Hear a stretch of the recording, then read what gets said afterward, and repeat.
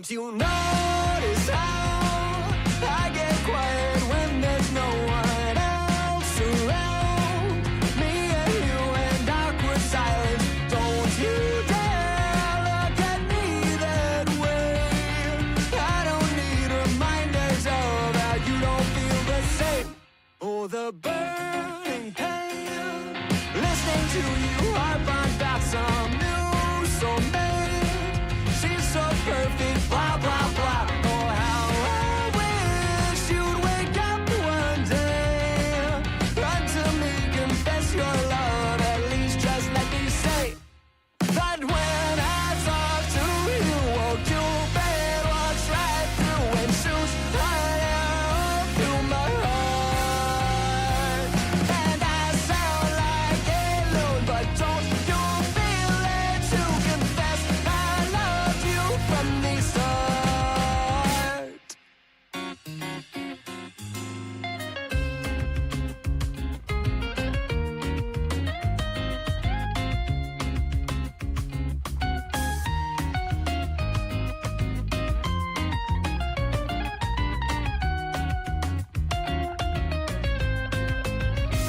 What's a girl to do? Lying on my bed staring into the blue. Unrequited, terrifying. Love is driving me a bit insane. Have to get this off my chest. I'm telling you today that when I talk to you, won't you bed walks right through and shoots right out through my heart. And I sound like a loon, but don't you feel it to confess I love you from the start. Confess I loved you, just thinking of you.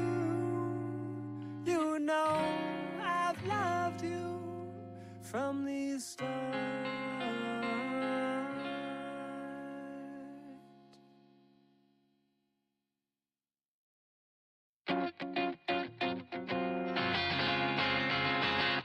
Don't you notice how I get quiet when there's no one else around? Me and you in awkward silence. Don't you dare look at me that way. I don't need reminders of how you don't feel the same. Oh, the burning pain. Listening to you harp on about some new soulmate. She's so perfect, blah, blah, blah. Oh, how I wish you'd wake up one day. Run to me, confess your love. At least just let me say that when I talk to you, won't you bed walks right through and shoots right out through my heart.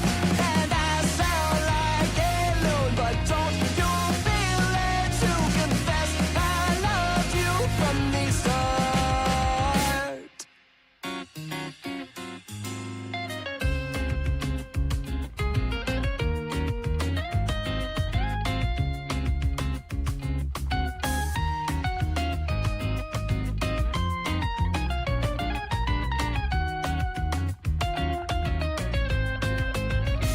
What's a girl to do? Lying on my bed staring into the blue. Unrequited, terrifying. Love is driving me a bit insane. Have to get this off my chest. I'm telling you today that when I talk to you, won't you bed walks right through and shoots right out through my heart. And I sound like a loon, but don't you feel it to confess I loved you from the start. Confess I loved you, just thinking of you.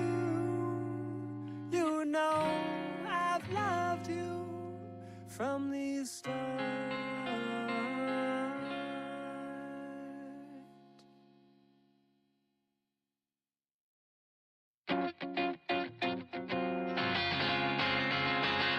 Don't you notice how I get quiet when there's no one else around?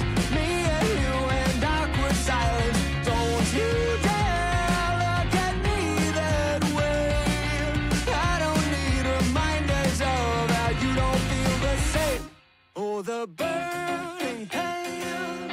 Listening to you harp on about some new soulmate.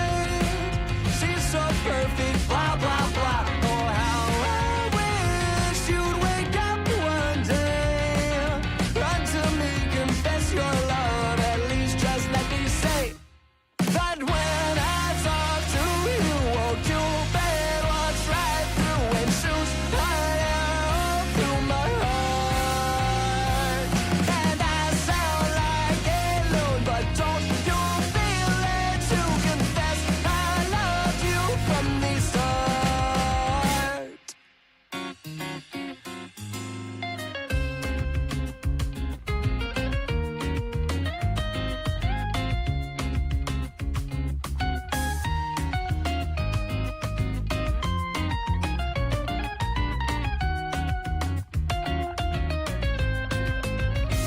What's a girl to do?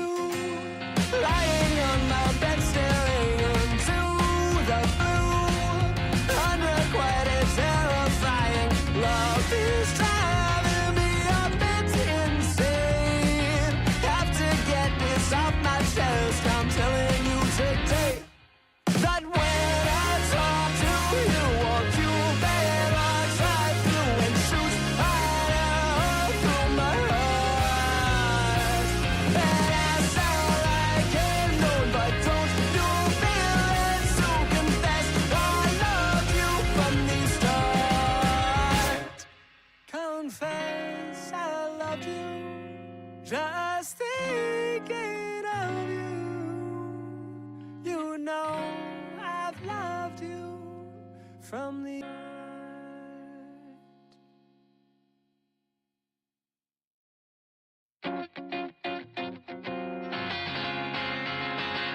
Don't you notice how I get quiet when there's no one else around? Me and you in awkward silence. Don't you dare look at me that way. I don't need reminders of how you don't feel the same.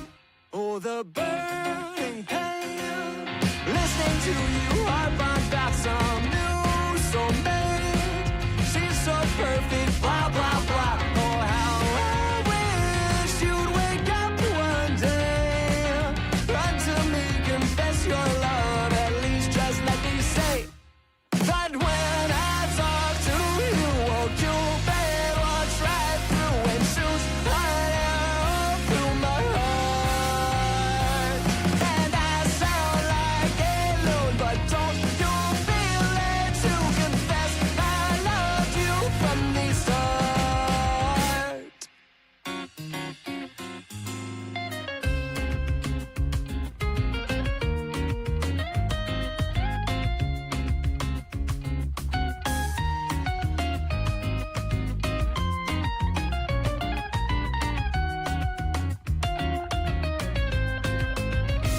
What's a girl to do? Lying on my bed staring into the blue. Unrequited, terrifying. Love is driving me a bit insane. Have to get this off my chest. I'm telling you today that when I talk to you, won't you bed walks right through and shoots right out through my heart. And I sound like a loon, but don't you feel it to confess I loved you from the start. Confess I loved you, just thinking of you. You know I've loved you from the start.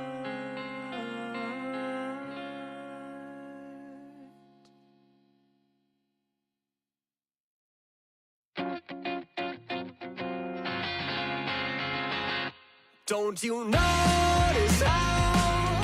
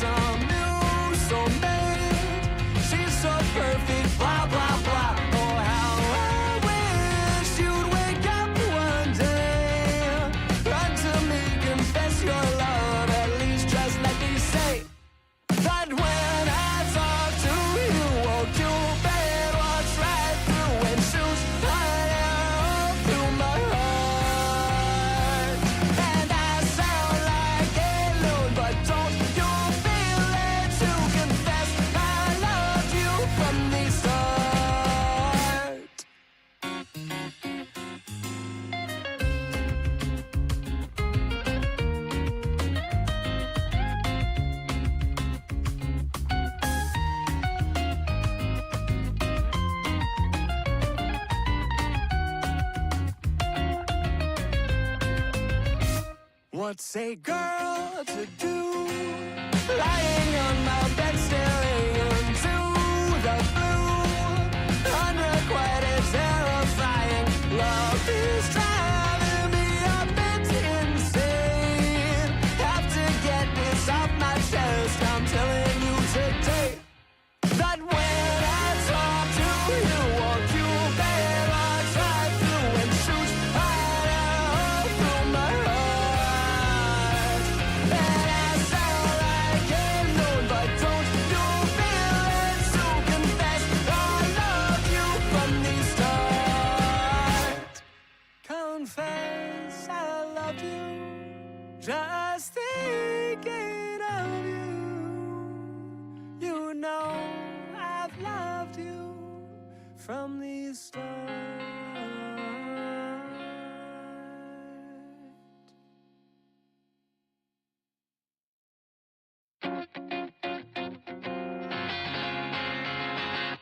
Don't you notice how I get quiet when there's no one else around? Me and you and awkward silence. Don't you dare look at me that way. I don't need reminders of how you don't feel the same. Oh, the burning pain. Listening to you harp on about some new soulmate. She's so perfect, blah, blah, blah. Oh, how I wish you'd wake up one day. Run to me, confess your love. At least just let me say that when I talk to you, won't you better watch right through and shoot right out through my heart. And I sound like a loon, but don't you feel it to confess I love you from the start.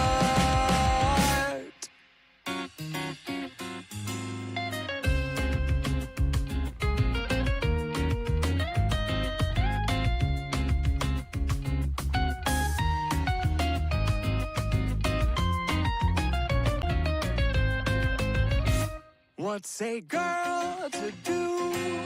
Lying on my bed staring into the blue. Unrequited, terrifying. Love is driving me a bit insane. Have to get this off my chest. I'm telling you today that when I talk to you, won't you better through my heart. And I sound like a loon, but don't you feel it to confess I love you from the start. Confess I love you, just thinking of you. You know I've loved you from the start.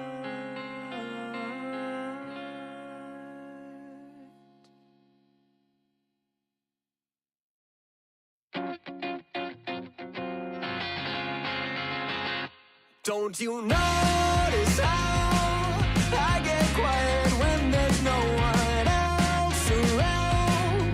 Me and you and awkward silence. Don't you dare look at me that way. I don't need reminders of how you don't feel the same. Oh, the burning pain. Listening to you harp on about some new soulmate. She's so perfect, blah, blah, blah. Oh, how I wish you'd wake up one day. Run to me, confess your love. At least just let me say that when I talk to you, won't you better watch right through and shoot right out through my heart. And I sound like a loon, but don't you feel it to confess I love you from the start.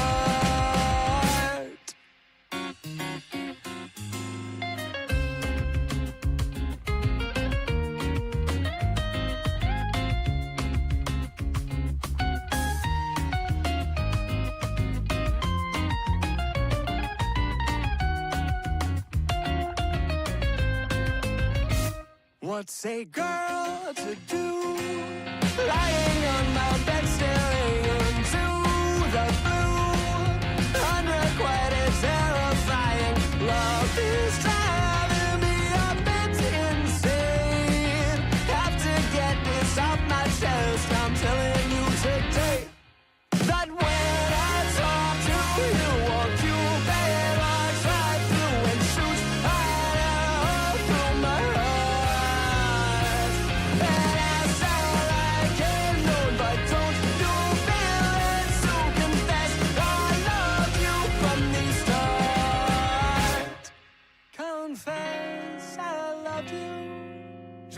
Just thinking of you. You know I've loved you from the start.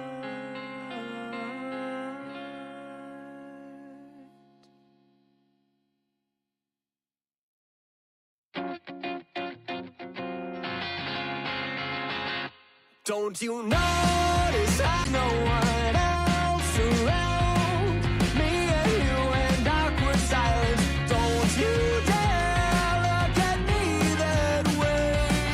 I don't need reminders of how you don't feel the same.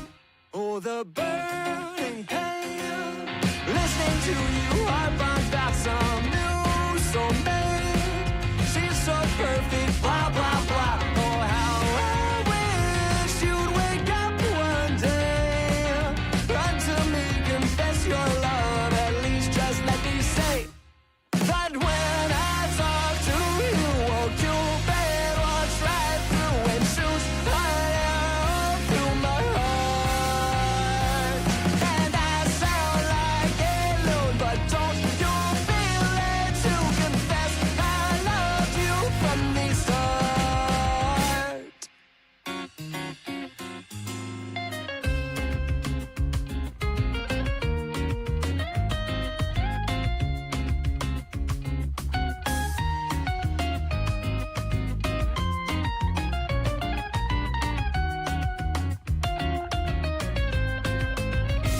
What's a girl to do? Lying on my bed, staring into the blue. Unrequited, terrifying. Love is driving me a bit insane. Have to get this off my chest. I'm telling you today that when I talk to you, won't you bet what's right through and shoots fire through my heart. And I sound like a loon, but don't you feel it to confess I love you from the start. Confess I loved you, just thinking of you. You know I've loved you from the start.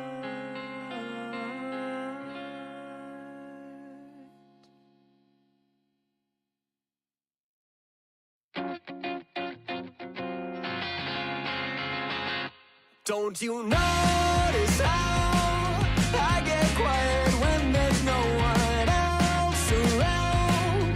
Me and you in awkward silence. Don't you dare look at me that way. I don't need reminders of how you don't feel the same. Oh, the burning pain, listening to you harp on about some new soulmate. She's so perfect, blah, blah, blah. Oh, how I wish you'd wake up one day.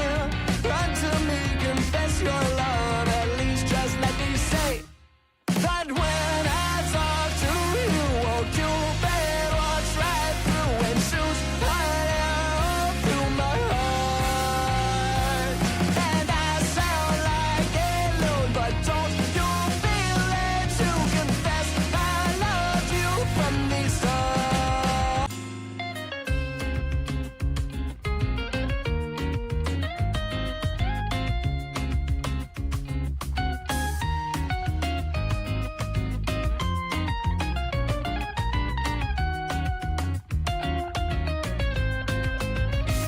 What's a girl to do? Lying on my bed, staring into the blue. Unrequited, terrifying. Love is driving me a bit insane. Have to get this off my chest. I'm telling you today that when I talk to you, won't you bet what's right through and shoots fire through my heart.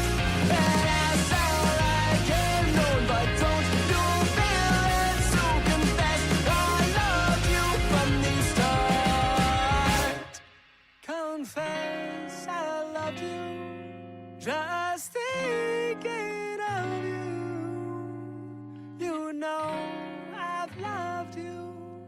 from the start.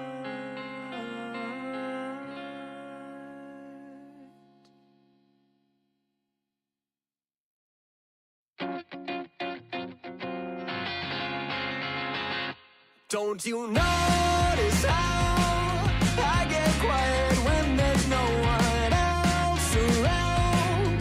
Me and you and awkward silence. Don't you dare look at me that way.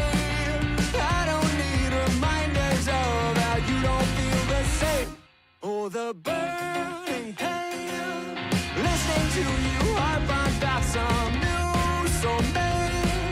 She's so perfect, blah, blah, blah. Oh, how I wish you'd wake up one day.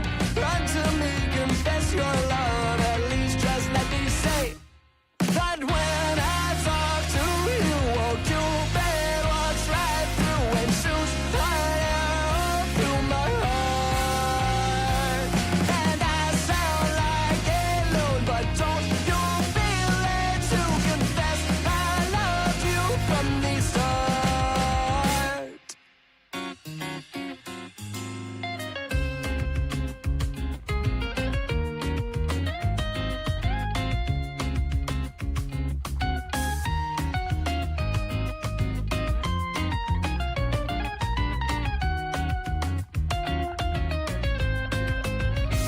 What's a girl to do? Lying on my bed staring into the blue. Unrequited, terrifying. Love is driving me a bit insane. Have to get this off my chest. I'm telling you today that when I talk to you, won't you bed walks right through and shoots right out through my heart. And I sound like a loon, but don't you feel it to confess I love you from the start. Confess I love you, just thinking of you. You know I've loved you from the start.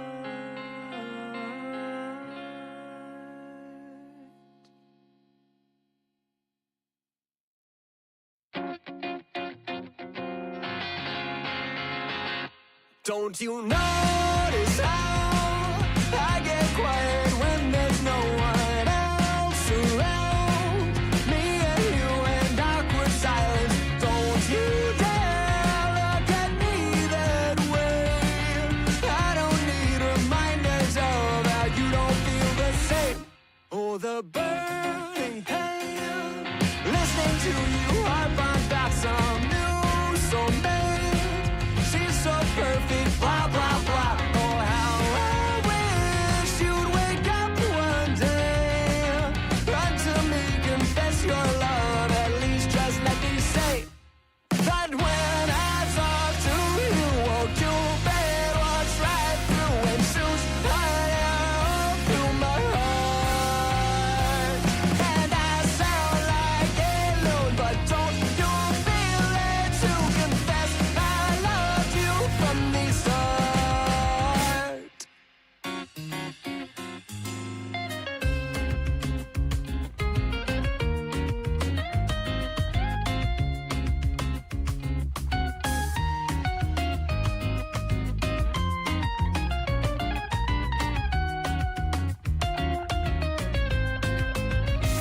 What's a girl to do? Lying on my bed staring into the blue. Unrequited, terrifying. Love is driving me a bit insane. Have to get this off my chest. I'm telling you today that when I talk to you, won't you bed walks right through and shoots right out through my heart. And I sound like a loon, but don't you feel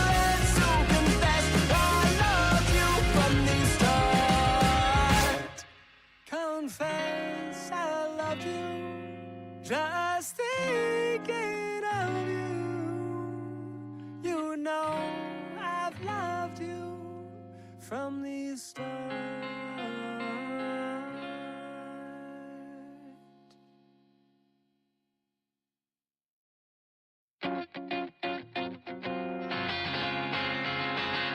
Don't you notice how I get quiet when there's no one else around?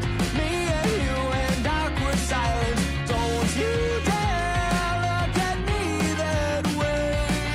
I don't need reminders of how you don't feel the same. Oh, the burning pain. Listening to you harp on about some new soulmate. She's so perfect, blah, blah, blah. Oh, how I wish you'd wake up one day. Run to me, confess your love. At least just let me say that when I talk to you, won't you bear walks right through and shoots right out through my heart. And I sound like a loon, but don't you feel it to confess I loved you from the start.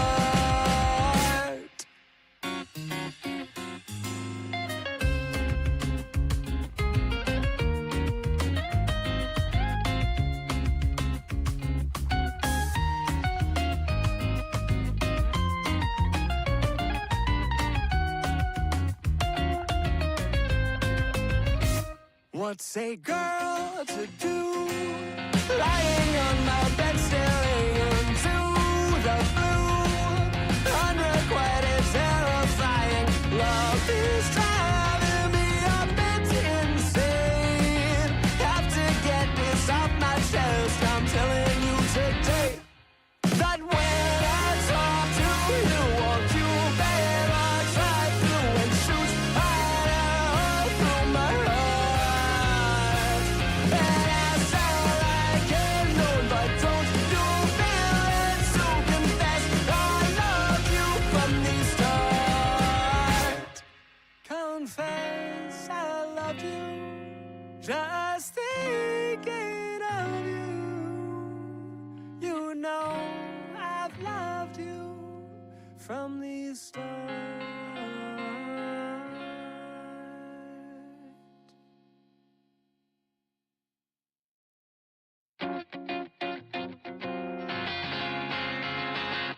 Don't you know? Session for Sunday. How's everyone doing? Yeah, of course you can. Actually, yeah, no, the last session was streamed. I do know some of the sessions haven't been streamed and they've only been recorded. Which, Also, oh my god, my backlog of videos.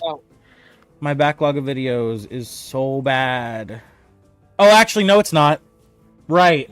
Never mind, chat. I forgot I made a decision. Right. What decision? The decision was that I'm no longer recording these videos and I'm only streaming them. Why Wait, you're is not that? recording them anymore? No, I'm only streaming them because I'm just so sick of having a ridiculous backlog of videos that I just haven't edited because I don't have the time. Recorded on YouTube for us to watch, or No, they're still streamed and the stream is uploaded automatically. It's just not as high quality and sometimes it chops. So there's some sections where like a second gets cut out. But it's the trade-off for me not having to do all the work of editing and uploading any longer. I mean, yeah, but it cuts out some key points. Not often. It's very rare that an important thing gets cut out. It's usually only like 3 seconds. It quickly skips ahead. I mean, I say that because I went back and watched Saturday's streams because I vividly remember you telling Glock, once you get this transformation, you cannot drink, else it's gonna fuck with you. And then you were like, "Oh, he can drink," and I'm just like, "No, wait, what?" And He can drink. Hey, I never said he couldn't drink. I said drinking was gonna fuck with him. I use my words very specifically, King. Exactly, but then he drank and nothing happened. Hey, because you haven't seen anything happens doesn't mean nothing's happened, my friend. You should have. You know how he hasn't seen his wife in a minute? She's gonna have some choice words. She gonna beat his ass. And I'm Yeah. not nothing about it. Yeah, have you noticed that I stopped mentioning that the rat envoy that goes back to the cult hasn't been around? I haven't mentioned him in a minute. It's because he's not there. He's He was gone. delivered. He went back to the mom and he told the mom he snitched. He snitched on dad. You get to know, but don't tell him. Don't tell him. Why would you snitch on? His son snitched on him because his son is a good son to his mother. That's his stepdad, and he looks at him like, "You're my stepdad, bitch. I like my mom." Orphans, have you heard from Kareem? Do we know if he's showing up? He just sent me a text. Yep, he will not. Kareem will not be making it today. Okay, so then we're all here to start. Yep, I'm just gonna make Kareem's character invisible, and we will just play it without him today. All right, stream's already up, running. Thank you all so much for coming out. Thank you guys. I see we've got 11 people watching right now, with 12 people watching right now. Thank you guys so much for coming out. Make sure to smash that like button since you're here. Make sure to tap that notification bell so you're alerted every single time we upload or go live here on the channel. And also smash that sub button and join the Orphan Network if you haven't already. Oh, Thank you all so much. For Clark and Atlan, you get a full rest. Yeah, everyone full rest. If you haven't already, everyone full rest, indeed. We're starting the fight back. It's been like, I don't know, a month, 2 months since we had a session. So we're going to run it back a little bit. We're going to do a little bit of a rewind, refresh some things so that it makes a little more coherent sense. We're not just starting up out of the blue, not understanding what's going on. As I said, thank you all so much for coming out to watch. While you're here, as I said, make sure to smash that like button, sub button, notification bell, all that stuff. The reason why you should do that, not only if you enjoyed the video, but also because I have issued a challenge to you people at home. That challenge being, if we manage to hit 100 viewers across both streams, the short stream and the regular stream, then I, the D&D Orphan, the Orphan, will do something for you. That being, I will get shit-faced next Sunday. Every time I roll a natural 1 or a natural 20 in the next Sunday stream, I will have to take a shot. I already have to do this for Saturday because yesterday you guys managed to do it. You guys managed to achieve exactly 101 views. They can't hear. I mean, my mic's unmuted. Shit faced. Well, yeah, I will be getting shit faced. You said you're gonna be shit faced too? I got to, because me being who I am, I don't want to suggest some super cool shit and take advantage of you shit face. My streams. Someone in my stream said they can't hear me. Can one of you guys do me a favor and hop into stream for me and tell me if you guys can hear me or not? Okay. Because apparently someone in my stream said they can't hear. Have It a was second. working before I muted it. Let me unmute it. Okay. I'm not quite sure. I'm not quite sure because someone said we can't hear you in chat, and I don't know if that person just has their headphones turned down and Yeah, they don't realize. Yeah, definitely double echoing. It's definitely. So you can hear me? Yeah. Okay. Cool. It might be something technical. Yeah, I'm C-Punks, buddy. You most likely just got to turn up your headphones. I'm guessing you either have it turned down or maybe have your audio coming out the wrong place. I'm not sure. You might even have the website volume. You might have the your, tab muted. Yeah, if you have the tab muted, you then that the will volume also. on your taskbar up. Yeah. So yeah, check check your browser. You might have the tab muted. That could also be causing it. Ah, he had to refresh. That makes sense. Indeed, that makes sense. Okay, can you guys hear me good? Yes. All right, cool. All right, so as I was saying, stream, before we had some technical difficulties, if you guys would like to see me get absolutely shit-faced next Sunday on our next Sunday live stream, then all you have to do is share this video, smash that like button, and hopefully, if enough of the algorithm is pushing me, then we will hit 100 views across both streams. So it could mean 75 on one, 25 on the other, 50-50. As long as we hit at least 100 combined on both, then next Sunday, every time I roll a natural 1 or a natural 20, I will take a shot. As I said, I already have to do this on Saturday, so if you want to see me get shit-faced already, even if we don't manage to hit 100 views today, then you can come out live next Saturday at 3 o'clock p.m. Eastern Standard Time. That's 3 o'clock p.m. Eastern Standard Time for Dragon of Corruption Spire Peak, also known as Dragon of Ice Spire Peak. where I will be getting absolutely blitzed, shit-faced, as I will have to roll natural one. I will have to take shots every time my natural 1 or natural 20, and a huge combat is about to happen on that stream, which means there's going to be a lot of dice rolls made and a lot of opportunities for me to take shots. I am probably going to set a limit that if I hit 10, I'm going to cap myself, because if I take any more than 10 shots, I'm probably going to die. So yeah, that will probably be the same cap for next Sunday. If it does happen, if you guys manage to get us over 100 views today across both streams, then I will have to take shots, and after I hit 10 shots, I will probably be capping out. And I should also specify that 10 shots for me, I already do have my shot glass prepared. I went and found it out of my stuff. But this is one shot glass for me. So it's a double shot glass. So every one shot's actually 2 shots. I am a recovered alcoholic. This might relapse me. I used to down these double shots, pretending they were single shots of vodka and Everclear all the time back when I was violently depressed after a old relationship. But those times are now gone, so now it's just a relic of the past. But I'm going to relapse this Saturday, and I'm going to get absolutely blitzed shit-faced. And I've already chosen the liquor. It's going to be Jack Daniel's Honey Whiskey, because I want to at least have a good time. So, without further ado, let us begin today's episode of Curse of Strahd. Is everyone ready?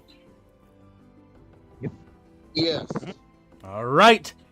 Then, let us pick up where we left off. And before we can do that, I have to make sure I turn on this for all of you lovely people. 1 second. All the icons are up, so that's correct. And now I just need to bop. Come on. Hi. Okay, we are ready to go. Face cam on. Stream going. Oh, hey, I haven't started the live time. Let's go ahead and start that.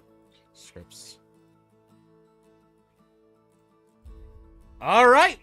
So, without further ado, stream, let's begin Curse of Strahd. Where we left off last session. What had happened? The group had continued to make their way through the death house, venturing floor by floor, fighting living statues, living shovels, and now fighting the undead. Oh, along with horny ghosts. There was also horny ghosts. Yes, I forgot about the horny ghosts. Now, having reached the crypt of the death house, and haunted, ritualistic murder house, we find our party within the tight halls of the underground caverns,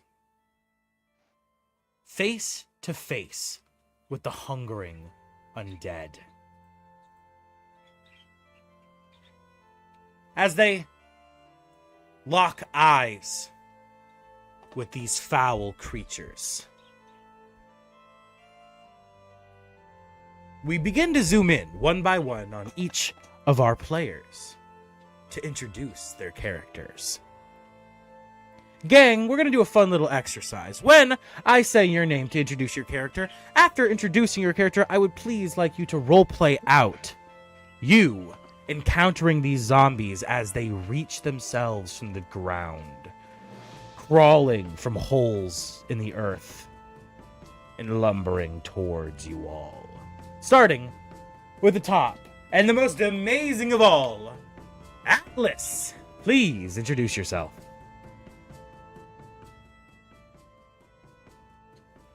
Hi everybody, I'm Atlas. I'll be playing Mogorenthal Shu, the Minotaur Barbarian, and his reaction probably would be something to the effect of, "The taint rises before us." I forgot about that. Right. Yeah. Evil is taint to you. All right. Right off the bat, Alan, take a funny die, buddy. As we move on from the amazing Atlan, we move on to the clever Clark standing behind him. Yep. Clark, I'm playing Villanor, the Straightforward Ranger, and yep. Villanor seeing zombies.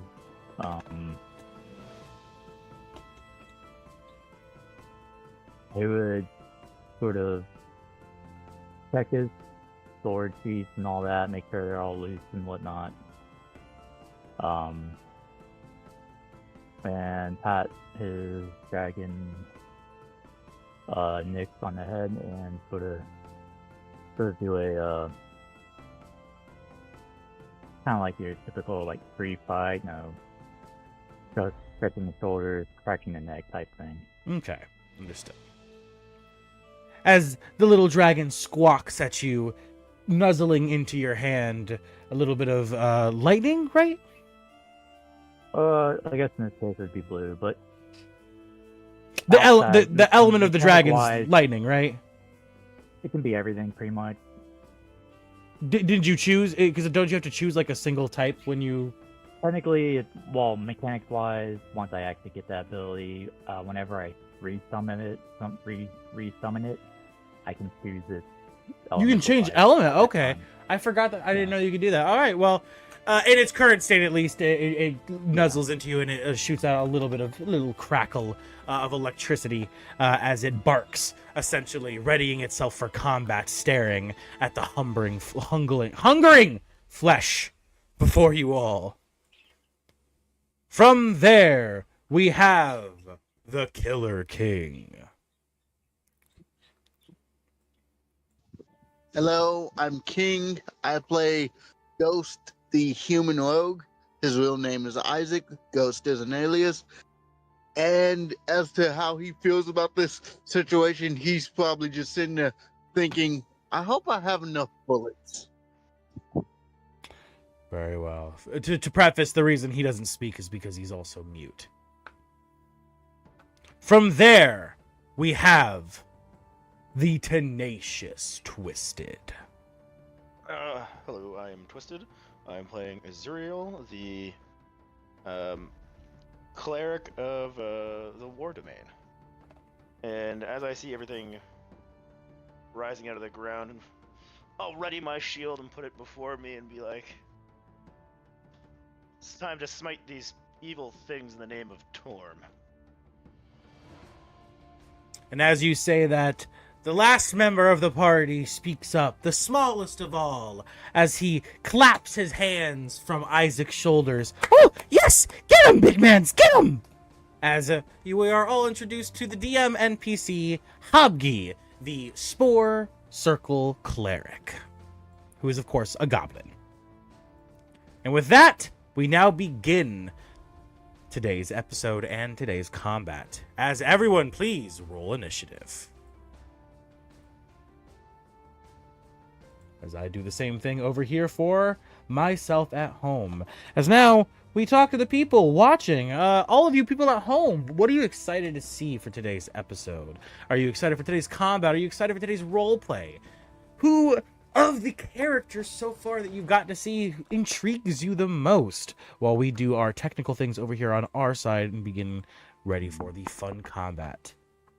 All right, our lumbering oafs have an initiative of 14.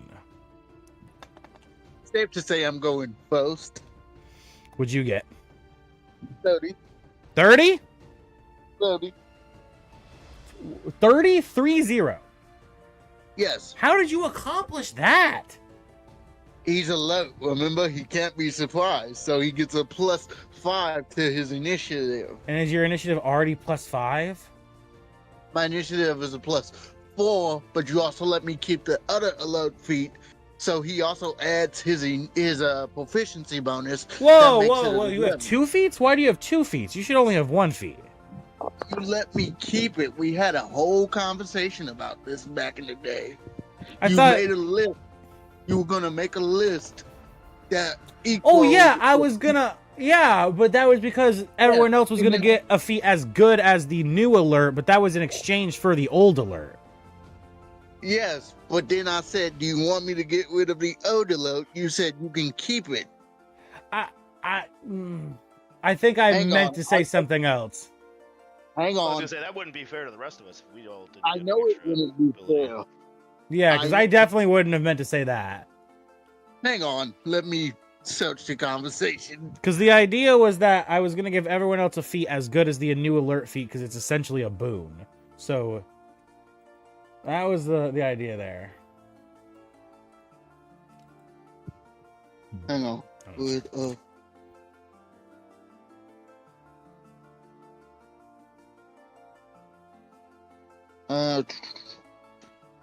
What was that?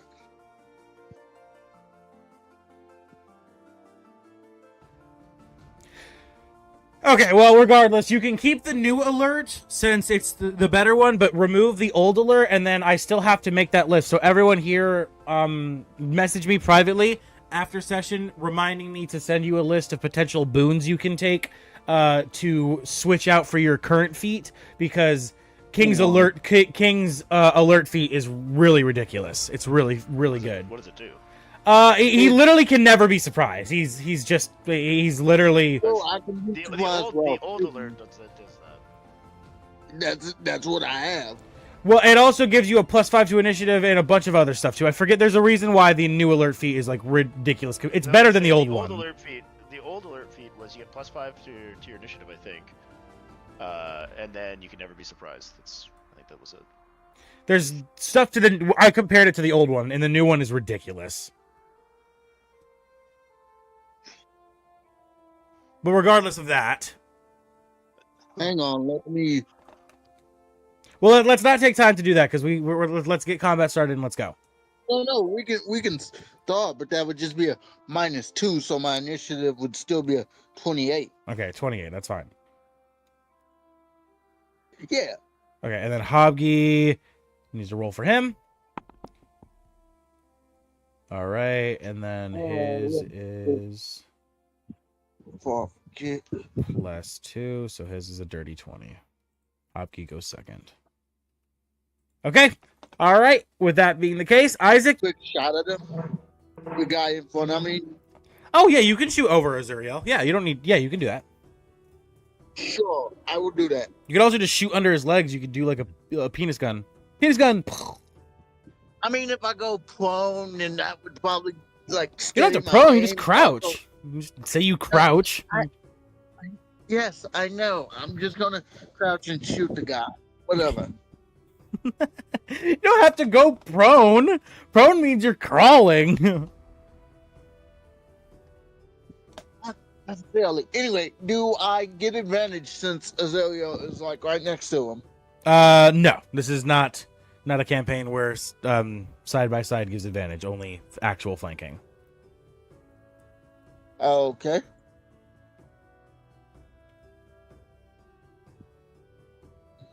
That's that.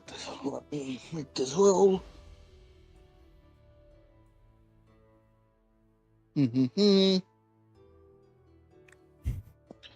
Oh wait, but yeah. Hang on.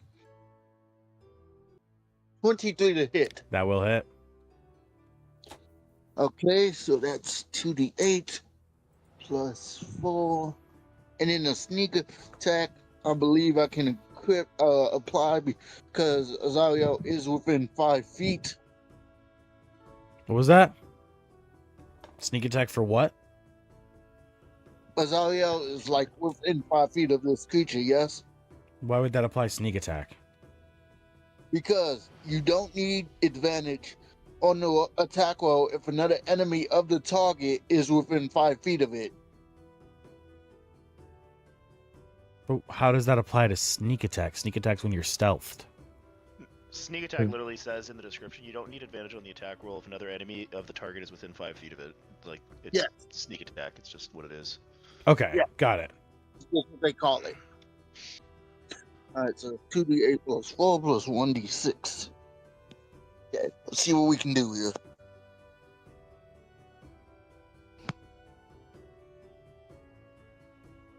No. Too much. Ooh. That's 10. 13. 13 damage. All right. Where do you shoot? Describe the attack. Chest. You see a gaping hole appear where the bullet flies through its frail and brittle bones. The small chunks of rotting flesh falling to the ground around the wound as he is brought to bloody. And then I'm gonna use my. Oh wait, am I level 2?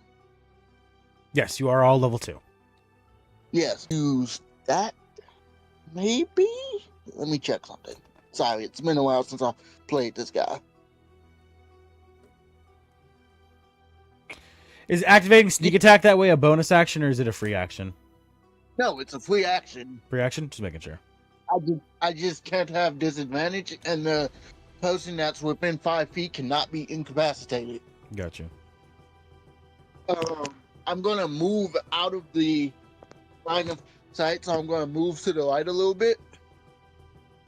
So you're gonna go past Hobgy to the space right here?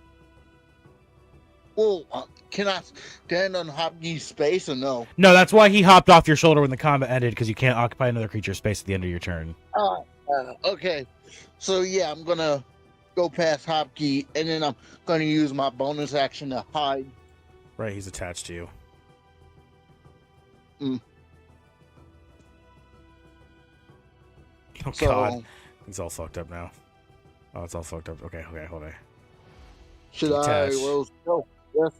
Yes, now you can go ahead and roll stealth, and then just switch these two. Okay? Okay. Let me try put the right modifier on his stealth roll. I did. Let's see what we get. Owlbear, ladies and gentlemen. Wonderful tool, but can be a little That's wonky. 28. You literally boop, vanish from existence. For a millisecond, your entire party forgets who you were, but then they quickly remember. And that's my turn. As you walk past Hopkey, it's just like, huh? What? What was, who? Oh, Ghost! Where did Ghost go? Where's Ghost? What the? He was just, what? I don't know. Yells out, Ghost is gone! He left! Hopkey has become Toad.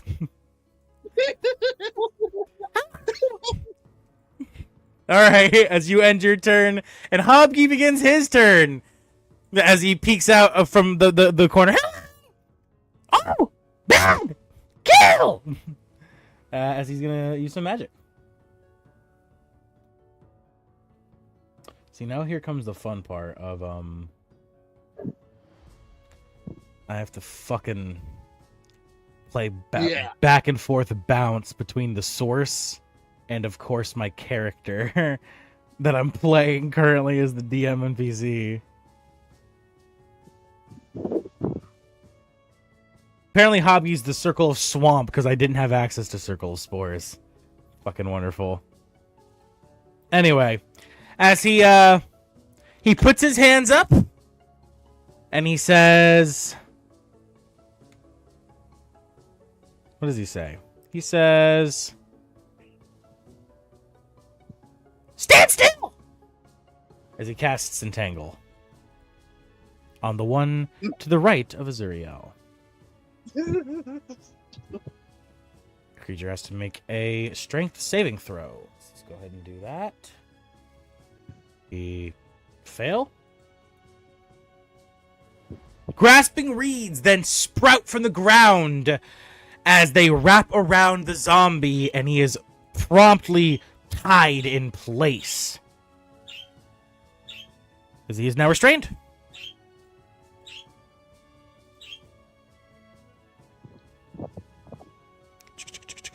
Where is restrained?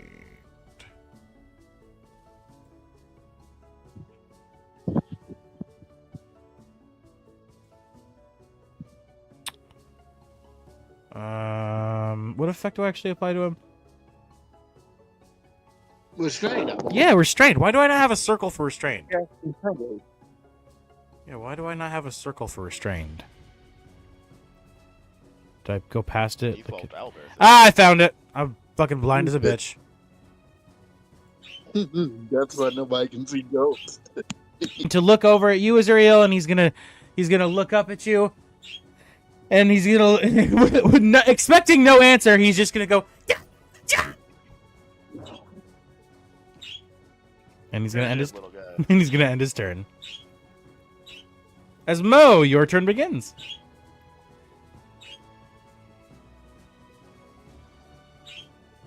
So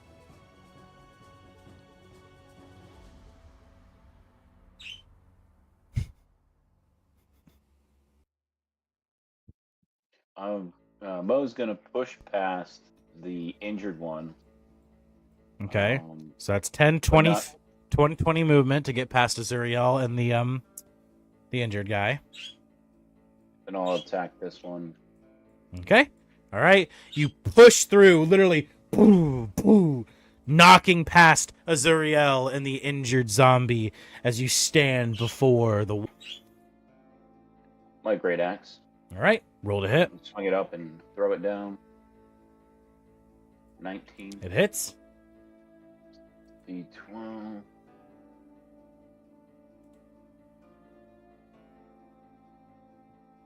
A whopping 4 damage. All right. As your great axe lands in his shoulder, taking a large chunk of rotted flesh and bone out, one of his arms flopping to the ground, limp or so.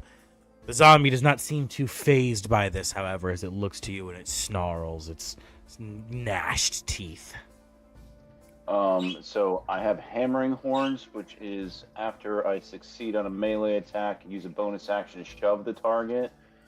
Since he doesn't really have, he's up against the wall. Can we say I do that to, like, pin him to the wall? Sure. Okay.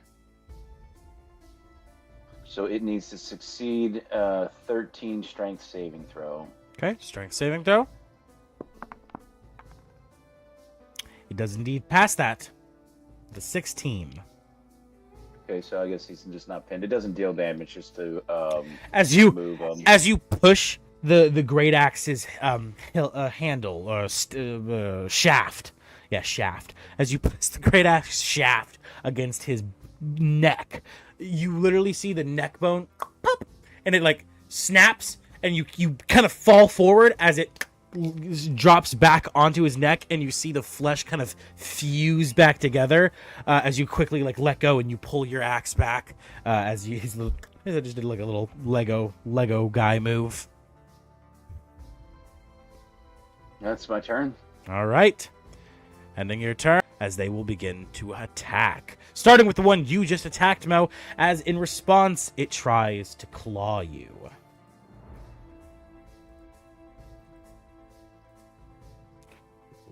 Uno momento. Gotta go back to the stat block of the creature. Here we go. All right. As it attacks you, it bites at you with its jaws, rotting teeth. The flesh and chunks of meat lumbers towards you. It is a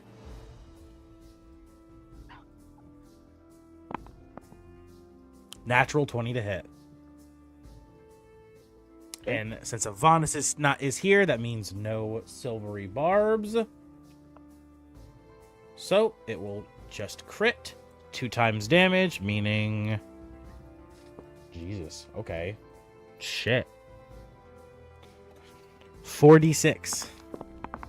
That's 11, 12, 13 plus 4, 13, 14, 15, 16, 17 damage as it literally bites you in the throat,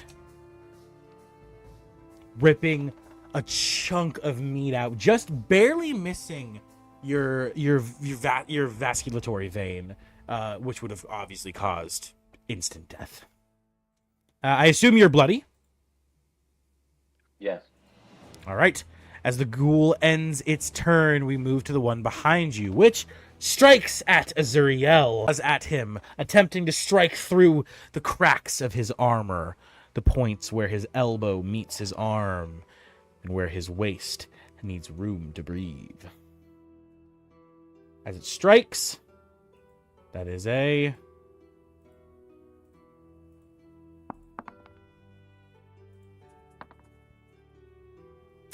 dirty 21 to hit. Okay, that will be 2d4.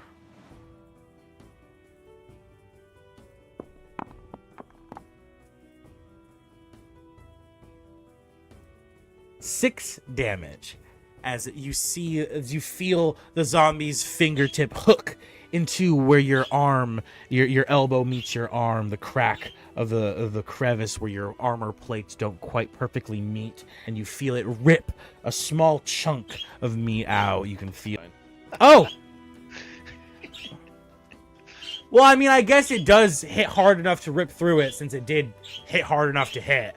So I guess the fingernail of the zombie gets lodged in your skin. The fucking cracked, old, gross nail just sitting straight in your crevice right now. As that one ends its turn, and the one that is restrained will attack you. How does restrained work? It just can't move, or can it not attack With either? a disadvantage. Creature speed becomes 0, and it can't benefit from any bonus to its speed. Attack rolls against the creature have advantage, and the creature's attack rolls have disadvantage. Disadvantage, okay? The Perfect. creature has disadvantage on dexterity saving throws. Cool. Understood. All right, it's going to attack at you. Obviously, with this disadvantage then.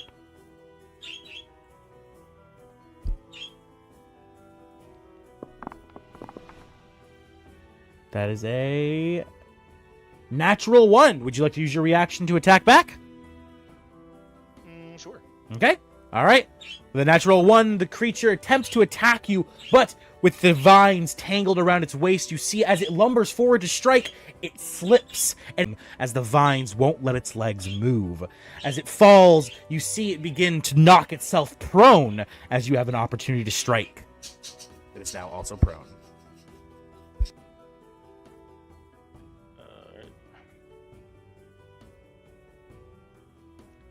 It is a dirty 20.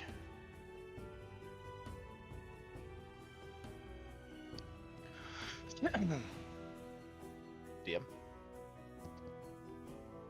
Is my mic working? Yeah, it looks like he stepped away a second. Oh. Yeah, we can hear you.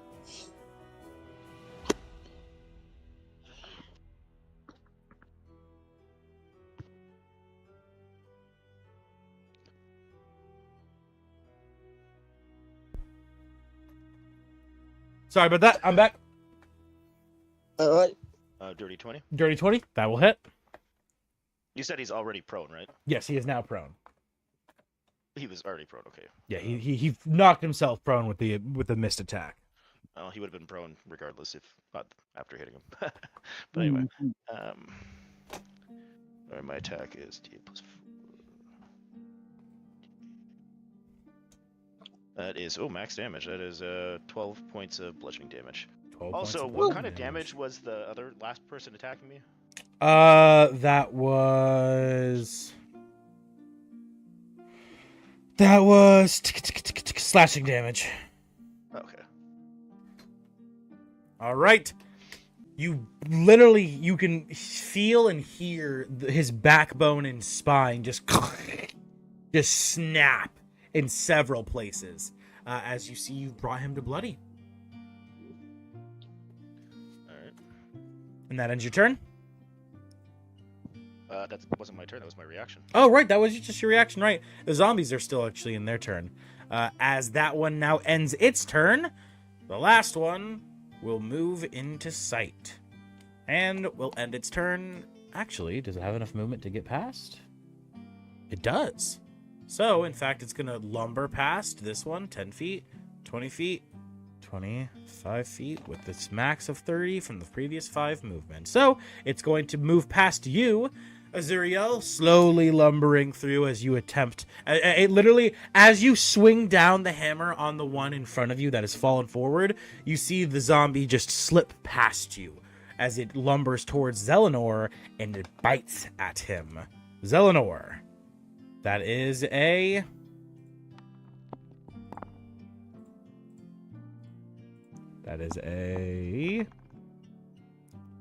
7 to hit. That misses.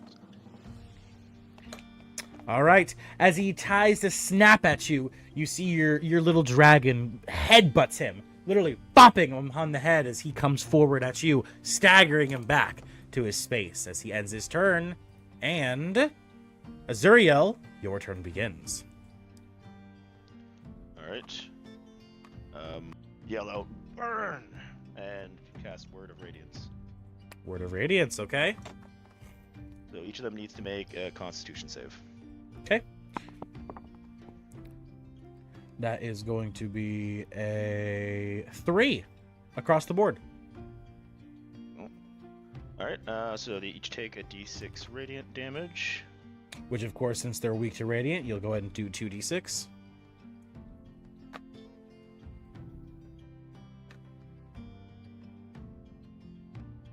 So 8 radiant damage to all of them.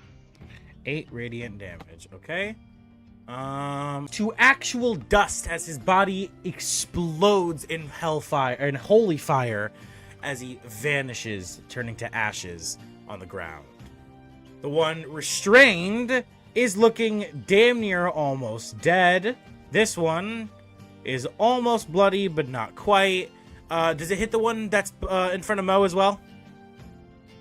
It hits all 3 around. Well, no, it's only within 5 feet of me. Okay, so it does not hit that one, okay? All right. Wait, does it specify you can specify between allies and enemies? Because Hopgear is above you or north of you. Each creature of your choice. Okay. All right. And does that end your turn, Azuriel? Give me a moment.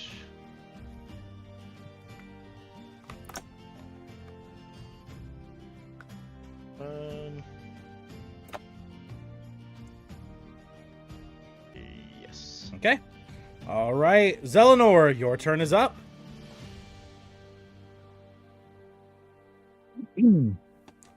I'll attack. Let's see in front of me. All right. Attacking with what? My short sword. Your short sword. Okay. Roll to hit.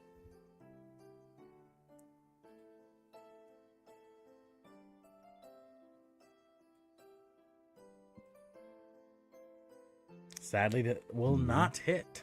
My other short sword. Okay.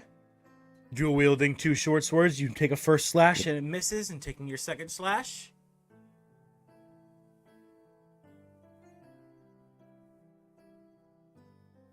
Meets it, beats it. You manage to learn the creature's AC. It is a 12. That hits.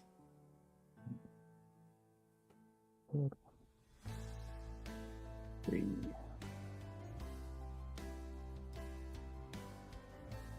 Five damage, and damage. now it will be it'll have the dex mastery applied to it. So the next creature. You saying the zapped will effect? Dex. If you hit a creature with a short sword and deal damage to it, you have advantage on your next. Okay, so I guess I'll have advantage on my next attack roll against that creature before the end of my next turn. Okay. So next time I. All right. Assuming it's alive, so whenever. Yeah. Gotcha. All right. As you strike it with a second attack, that one does indeed manage to bring it to bloody as you rip through the seared flesh from the word radiance. As you slice and dice with your second attack, taking off chunks of its body, you see the creature, as I said, go to bloody. As you end your turn. Yep. And with your turn end, we come to the first turn of second round. As Isaac, you blink back into existence, though still stealth, of course. You're on your face. You just saw God. I'm kidding. Was it the one I wanted to see? No, it was me. You just see me. It's just me. And you actually caught me getting out of the shower. I turn around, I'm like, be gone! And then suddenly you came back to this realm. Isaac's monologue was. That was an ugly motherfucker. Anyway. All of my enemies. Fuck you. Can I get past Azariella to back up Mo? So 5 feet here, 10 feet for Gabi, 10 feet, so it's 25. Do you have 30 feet movement? Yes. Then you can. Okay. How tall is Mo? His head his horns are scraping the ceiling. They have been this whole time. So if I go sniper prone, I'll be able to shoot the zombie. I mean, you don't have to go prone. You can just crouch. But yes. Oh, all right. Crouch shot then. Yeah, just crouch. I'll crouch shot. Yeah. All right. Like I And said, I have a bonus. prone is specifically going full flat. Yes. But yeah. And then you'd get into like a leopard claw, but you know. Yeah. All right. So, crouching underneath Mo. As you crouch underneath Mo, you have to crouch even. You gotta try to aim past it. Yeah. Don't want to have any accidents. That would be unfortunate. Hey, Mo is always like the taint, and then he finally goes, "My taint." Oh, that was too funny. Okay. 25 to hit. That will hit. Okay, so that's 2d8 plus 4. It's like a Neo Matrix shot as Mo's dick swings. You just timed the shot perfectly, not to even graze it. Yeah, it's just Oh, make Neo jealous. Oh. first damage is 8. 8 damage, okay? Sneak attack is 4, so 12 damage. So 16 total. He is bloody. 16 plus 4, the 4 Mo did before is what I mean. 12. So he is bloody. Yeah. As where does the Yeah. shot land? I assume somewhere like the knees or something since you're doing a crouch shot. I was just about to say kneecap him. Kneecap him, okay? Kneecap him. Indeed, the knee, his bone just goes click. He goes back the other way as the leg fucking snaps off and he drops down to one knee. Well, to a stub, I should say. Yay, his movement is impaired. Okay, that is your turn. Yes. Stumped man. We come to Hobgi as Hobgi says, I'm doing my best. And he's gonna use his turn to, while he holds him, use a cantrip spell because I just recently learned that. Oh, actually, it doesn't even have to be a cantrip. It just has to be a non-concentration spell. I keep forgetting that. All right, Hobgi is going to, not me opening his sheet again because I have to go. He is going to Mo. I love you, big boy. Feel better as he casts Healing Word on you. That is Mo nods. 2d4 plus 2. Mo, you get back 7 HP. Thank you. Are you still bloody? Yes. Okay. As some of the wounds slowly begin to seal from the healing words blessing slowly flowing over to you, and the magic is not enough to bring you from bloody, as you see Hobby kind of winces as he continues to hold the entanglement in place. Ending his turn, because he has no bonus actions, I don't think. Oh, actually, the bonus action can be Healing Word. Yeah, It is healing word. it is Healing Word. Yeah, no, you're right. I always forget about that. Which means his regular action instead will be pulls out his dagger and he's gonna throw it at the one that's on the ground that he's holding the entanglement spell on. So disadvantage. Yeah, disadvantage. He's not the smartest goblin in the world. He's just like, die, die.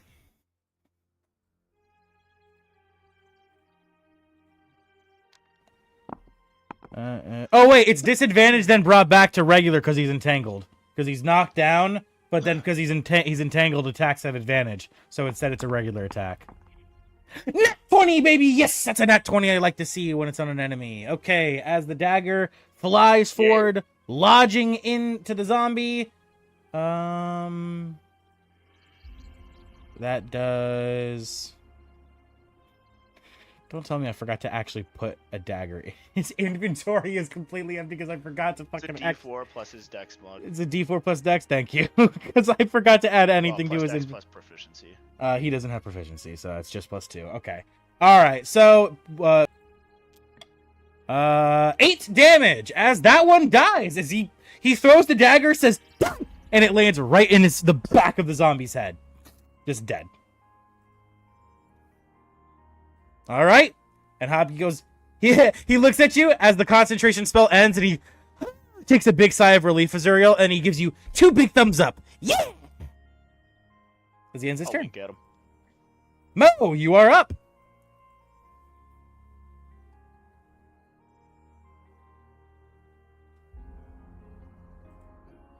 I suppose I will just... All right. You swing your axe one more time.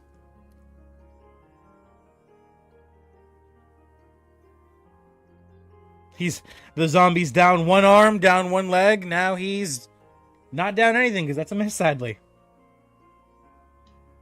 It's but a scratch. As your wounds kind of, feel heavy on your body, you attempt to swing your axe, but it kind of just doesn't hold true as you lumber down, missing with your attack. My turn. I don't want to move away because I'll get an attack of opportunity, so I'll just kind of stand my ground. All right. Standing your ground, you hold true as the zombies begin their next turn. As the one facing forward towards you on his last legs, barely standing, will take a strike at you with his claw. Okay.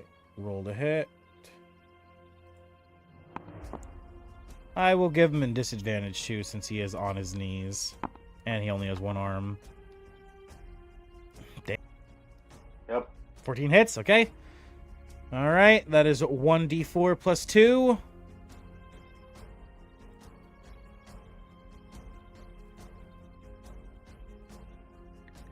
That is 3 slashing damage.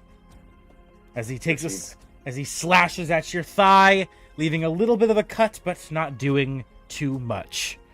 As you see him just gasping for air, for anything, as his brutally bruised body, mangled before you, sits on its last legs.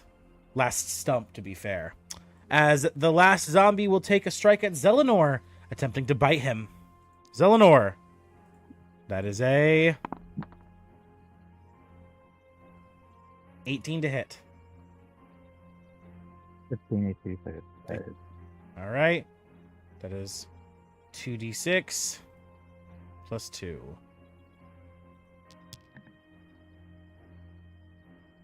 9 piercing damage as the bite lands on your arm and rip. Really? Well, it's not yet. Not yet? Okay. All right. As the zombie chews on the chunk of flesh in its mouth that it just feasted upon from your body, it ends its turn. And Azuriel, your turn begins.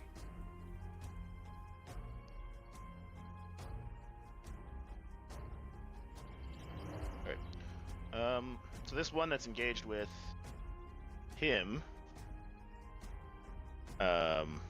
Correct, yes. Alright, I will attack with my Warhammer. Alright. Turning around, having defeated the zombie lying on the ground entangled in vines, you stare to the zombie facing Zelenor, chewing on your friend's flesh. As you strike. 12? 16 to hit. 16 to hit? Okay, I was going to say 12 also just barely hits, but 16 will hit.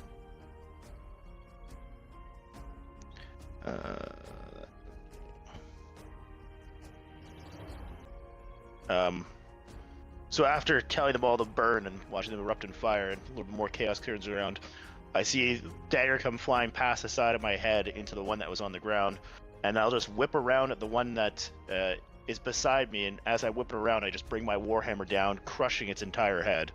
Just turning it to paste as the chunk of flesh of Zelenor's just flies to the ground, mixing with the mashed flesh of the zombie as its entire body begins to plop down lifeless. As it has died. Does that end your turn? It does not. Okay. What's your... And I will... see, can I make it up to the other zombie? 10, 20, 30. Do you have 35 feet? 35 feet. I can't go like into its space. Like I can't get there. You can't end your turn on an enemy space, so because you'd be ending your turn there, you wouldn't be able to get to the space that's right next to it. You cannot. Well, that's silly.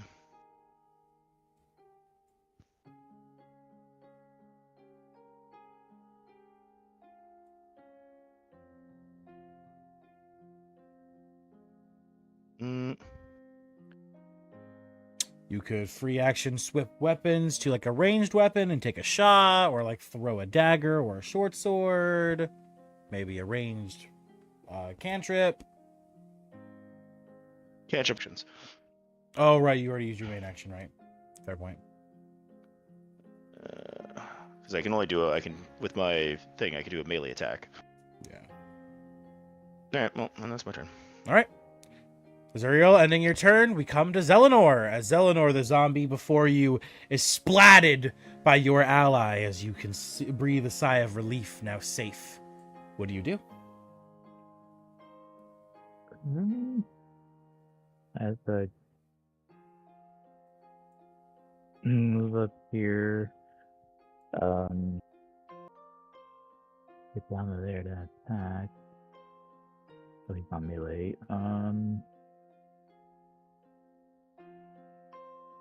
Well, you can't end your turn in a creature space, but say you use 10 feet of movement to go into a Zuriel square, you could attack and then move back. You just have to end your turn in an open space.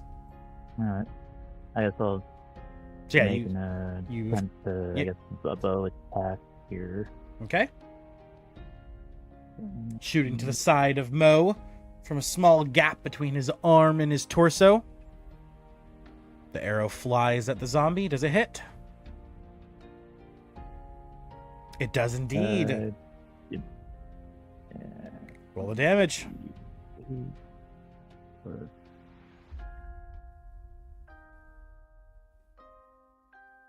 7. As the arrow flies true, it lands directly between the eyes of the zombie. And Zelenor, you kill it. And with that, initiative comes to an end as combat is over.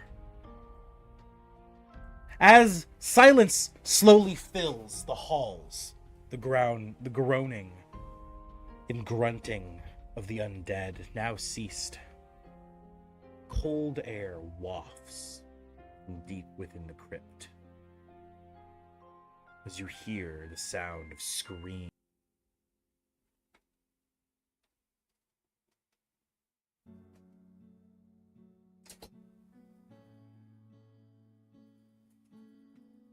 What do you all do? Sorry, my silence was your guys' ability to speak. Oh, I was muted. I will slip past Mo and turn the corner. Okay. Walking the Which corner. directions did we come from again? We came from this way.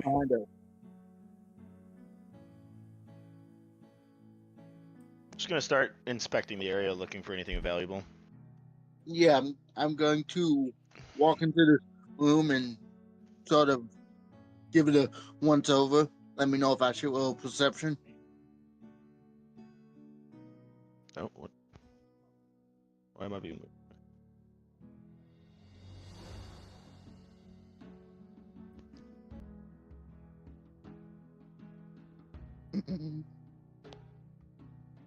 So, are we DM? Oh, you couldn't hear me. Oh my god, I was muted. Oh, Yeah. If you guys see my light off, please tell me. I sometimes don't see it. Azuriel, the I moved you back to that space because something happens when you walk there. Mo, go ahead and leave yourself where you are since you're over by Azuriel when this happens. Zelenor, yes, I know. would have noticed something before I've gotten there if it was like a trap or something.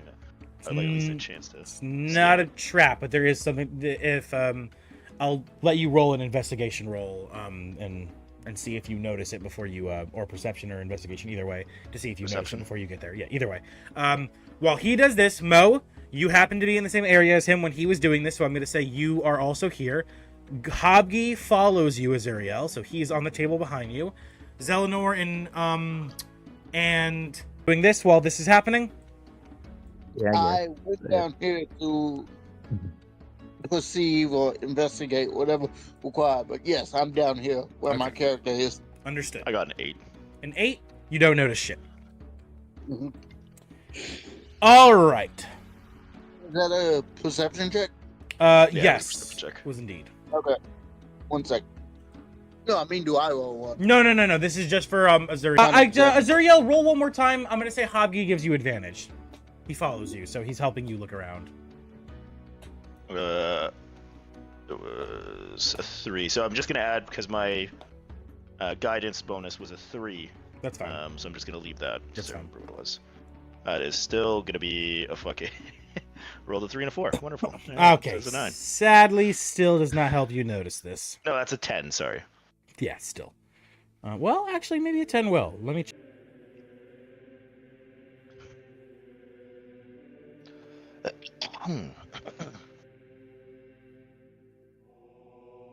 Do you have a passive of 12 or higher perception? Passive perception is, how do you calculate that again? It tells you on your sheet. Sorry, I just put down my phone to get a drink of water. That's why I was asking you. Oh, God, I forget how to calculate it off the top of my head.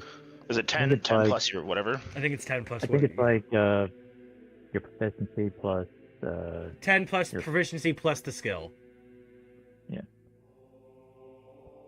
10? Is it 8 plus proficiency plus skill? Or 10 plus proficiency plus? Yes, and I do have a passive like perception of 8.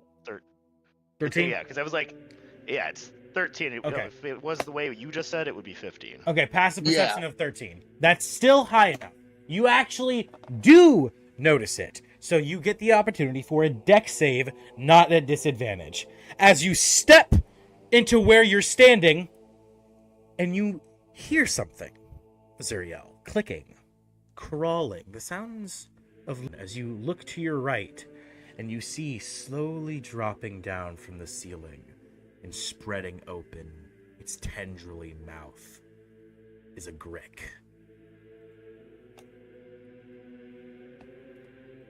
As it lunges at you, attempting to attack you. Go ahead and make that dex save, please. At advantage, since you managed to spot the creature before it happened. That's 15. That's a 19. 19? That will indeed pass. As you dodge out of the way just in time, and only 2 of its tentacles barely slashing. Oh, wait. Sorry, 16. 16? Guidance doesn't work on saving throws, yeah. No. 16's still high enough, so you're good. So it still only does half damage as 2 of the tentacles hit you instead of all 4, as it just barely slashes. Do you jump left or right? I will jump this way. Okay, perfect. All right, and then you take... That is 1d6 plus 1. You take 2 slashing damage. And as this happens, do you scream out to the team? I was just like, as I'm like, oh shit, oh shit, oh shit. That's all I hear. Oh! Ah! It's a click! Out of the way. Yells out Hobgi. As Mo, I assume your attention snaps to as well. As please, all 3 of you roll initiative. Well, actually, I don't know why I said all 3 of you. One of you is me. That is a Oh, nat 20. 16. 16 for Hobgi. I'm going to go ahead and remove the people who are in initiative who shouldn't be. Zombie, of course. Oh.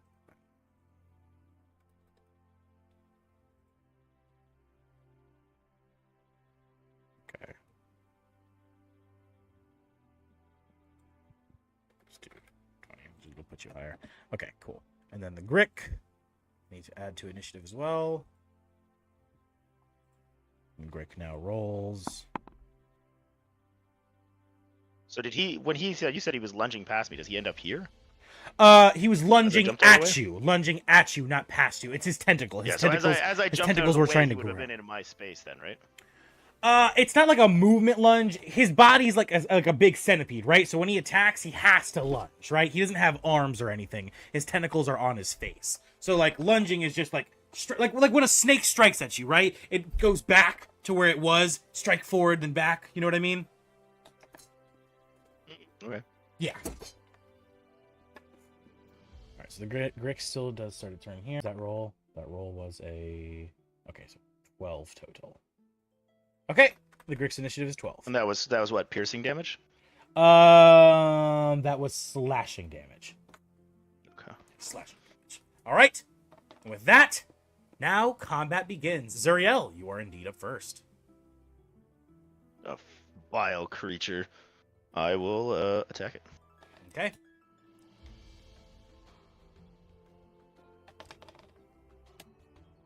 It's a 24 to hit. 24 will indeed hit.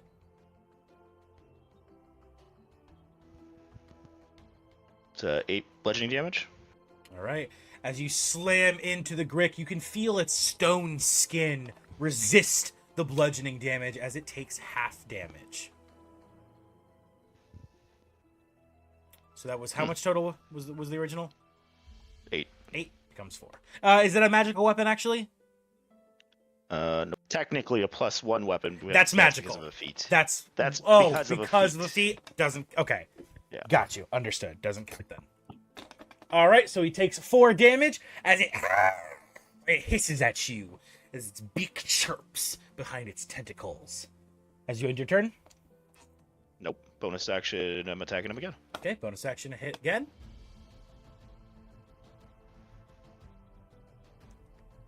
That's a 13 to hit. 13 will not hit. This time, That as was my you turn. slam into it, it catches you off guard as it whips its tail up, blocking your warhammer with its thick stone skin. As it slowly curls around, readying itself for its turn. Mo, you are up. Just stone skin. Rookie. Mo, you see the creature attack your friend. The taint smells thick in the air. What do you do? God damn. The javelin goes flying over Hobgie's head. Oh! Ah! He kind of looks up in surprise. 14 to hit. Meets it, beats it. You learn its AC.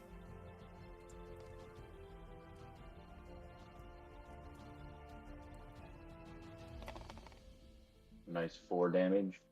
4 more damage, and that is what kind? Piercing, right? Piercing you. Okay, that becomes 2 as its head snaps to look at you, once again hissing and chirping its beak at you. Clink, clink, clink, clink, clink. Does that end your turn, Mo? Yep. All right, ending your turn. We come to Hobgie. Oh, I stay as he casts Entangle again, using his last spell slot that he has. As the creature now has to make a strength save. And it passes it with a 13. The Entangle spell fails. As the vines wrap around the Grick's body, it worms its way, the stone cutting through the vines as it frees itself with no problem. Oh, nose! Nose! As Hobgie then uses his bonus action and his movement to run forward, and he takes his dagger and he slices with his dagger.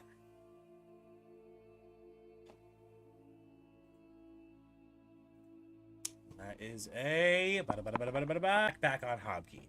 As he attempts to use his tentacles to attack. The creature rolls to hit.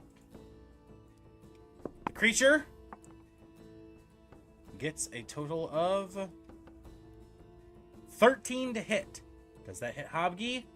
Yes, it... No, it does not. He has an AC of 14. It does not hit Hobgie. As Hobgie just barely... ending his turn. And the Grick now is up as Hobgie stares in fear at the large worm-like monster. Oh, nose! Nose! Nose! As the Grick uses its multi-attack to attack. As it lunges forward with its tentacles, striking at Hobgie. That is a 10 to hit. That misses. The beak stabs at him next. While the tentacles mix, the beak might still hit. That is a dirty 22 to hit. That will indeed hit as the beak pierces into Hobgi's shoulder as he dodges out of the way of the tentacles, dealing 1d6 plus 2. Hobgi takes 3 piercing damage, just barely being scratched by the beak. As the Grick ends its turn, moving here. It slithers over Hobgi and onto the table as it screams out. And then it ends its turn. Zuriel, you are up. Quick question before we go. Oh, actually, Do we end have- of initiative. Hobgi screamed out, "It's a Grick." Make me. What's your passive perception, Zelenor and Isaac? Mine is passive perception. Is 14. 14. Okay. Zelenor. 16. 16. 15. 16. Okay. Either way, you both hear Hobgi scream out, "It's a Grick!" Cool. Would you guys like to do anything? So, yes. This is essentially a turn, so you can only move as much movement as you have in a normal round of combat. Does it count as a town? Yes, this is your... if you can't make it into line of sight, then you don't enter initiative.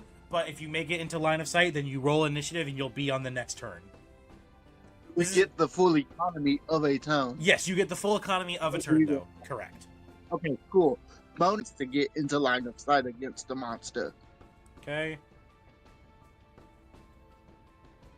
And you want to end your turn here? 1 second, my elbow's loading. Okay. Yes. Okay. All right. Zelenor and Isaac, you both are in range of eyesight, so please, both of you, roll initiative. Cool.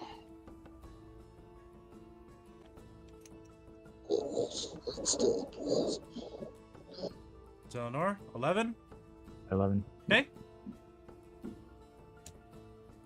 Damn it, that one for a 10. All right. With that, as you guys run into the area, do you guys do anything? I mean, no attacks or anything specific, but like roleplay wise, as you enter the scene, do you say anything? Isaac, obviously, you can't speak. Do you do a backflip? Do you do a cool backflip?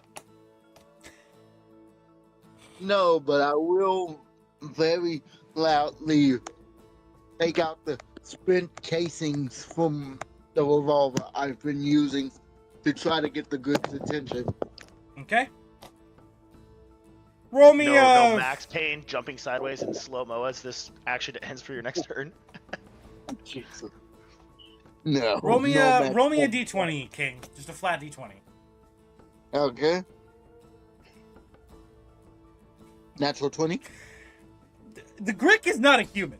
The Grick doesn't understand the concepts of guns. The Grick is Jesus Christ. If this keeps up next weekend, we both gonna get fucked up. We are going to be so fucked. Perfect opportunity. Thank you for saying that. Everyone watching at home, let me take a quick moment, a quick intermission before we start the next round of combat to let you all know, if you are enjoying today's episode, please make sure to smash that like button. Make sure to tap that notification bell and smash that sub button. If you want a little bit more incentive as to why you should do any of these things, if we manage to hit both 100 views across both streams combined, so if we hit 75 views on my regular stream and 25 views on the short stream, 50-50 on both, or every single time we roll a natural 1 or a natural 20 on stream, every single time I roll a natural 1 or a natural 20, I will take a shot of Jack Daniel's honey whiskey. That's right, I'm going to be getting shit-faced. So, if you want me to get shit-faced, if you want to see me go pitch black drunk, then please make sure to share this stream with your friends, smash that like button, and do all of those wonderful things that help us do better here on the channel. And now, before we continue with this next round of combat, we are going to take a quick up. Oh man. Yeah. If we If we do that, we gonna get fucked up. Cause I just got a nat 1 and a nat 20 back to back.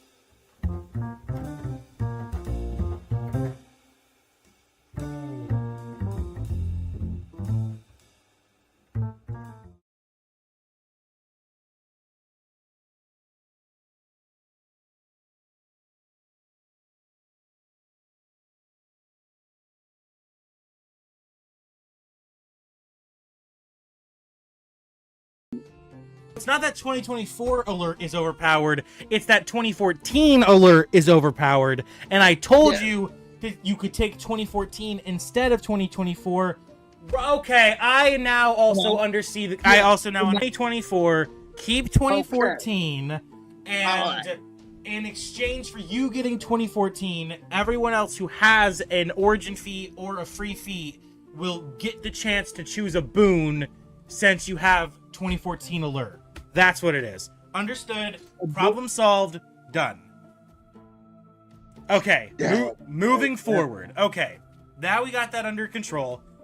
Thank you all so much for sticking around. Yeah. Thank you guys for watching. We are back to continue. Let us continue. Another hour. It's like almost another 2 hours. What are you talking about? We started at 5. It's already 7. 5:30, so to 8:30. Oh, 8:30. You're right. Not 5. 8:30. So yes. Yeah. I was like, what? You're right. You're right. Hour and a half. You're Yeah, right. stop trying to jump out. I am misunderstanding time. Lick me You're from stuck with front it. to back. Lick me from front to back. Okay. All right, bring it over here.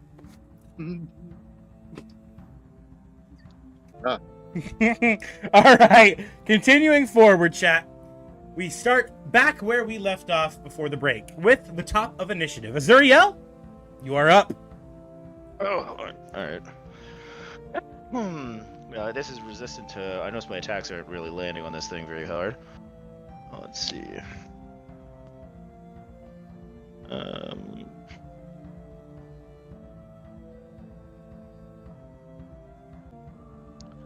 I'm going to.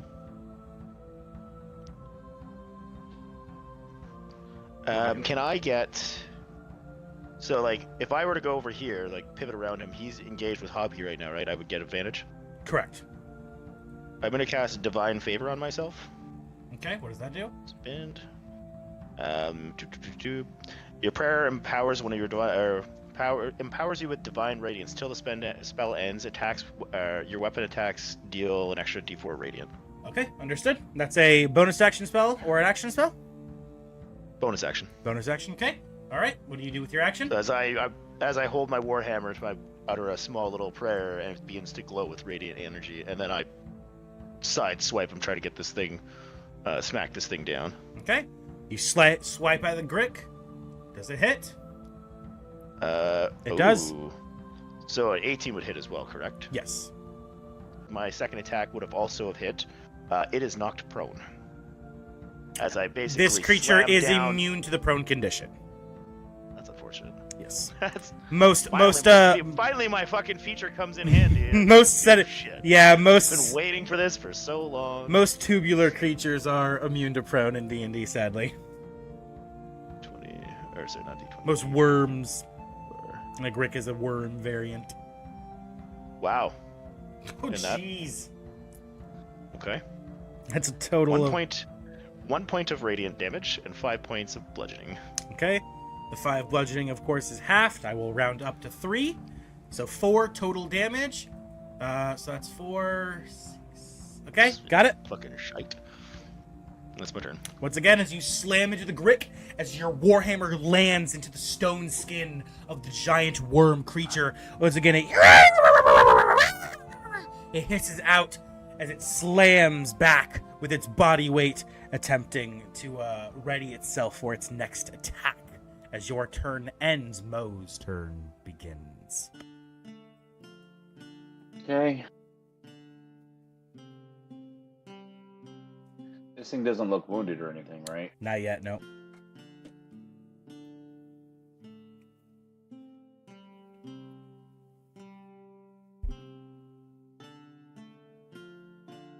I'll step up and swing at it with my great axe. Okay. Your thudding footsteps echoing through the halls. You grab your axe and just barely, with your might, your weakened body from your wounds, you waver in your strength, but you bring the axe forward and it does contact. It hits. 14 meets it, beats it. 10 damage. And that is slashing. Slash. Okay. That is brought to 5 as it is resistant, but with this brick crack, and it breaks through, blood seeping through the wound as your axe head sits in its side, the Grick screaming. as you pull back, blood pouring from the open wound, as finally the Grick is brought to bloody. Does that end your turn? Yes. All right, ending your turn, Mo. Hobby's turn begins as he must kills creature. As it's going to, what is Hobby going to do? Let's find out here. Shit. Yeah.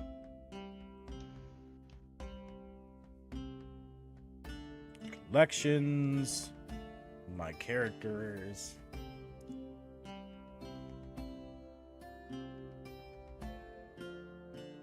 View Hobby. Spells. Okay.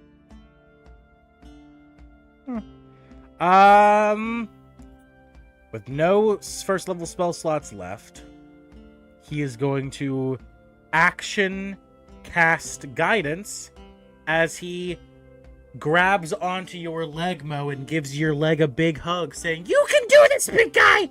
You can do this!"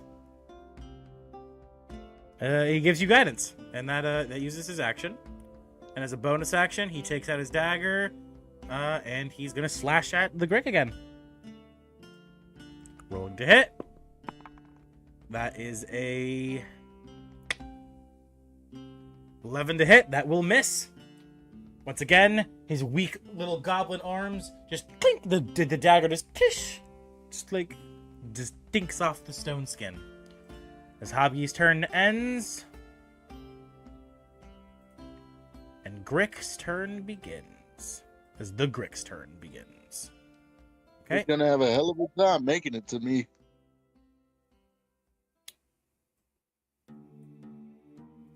Mo's here. Hobby's here. Hobby gets an opportunity attack. He's gonna use his dagger. Reaction opportunity attack. The goblin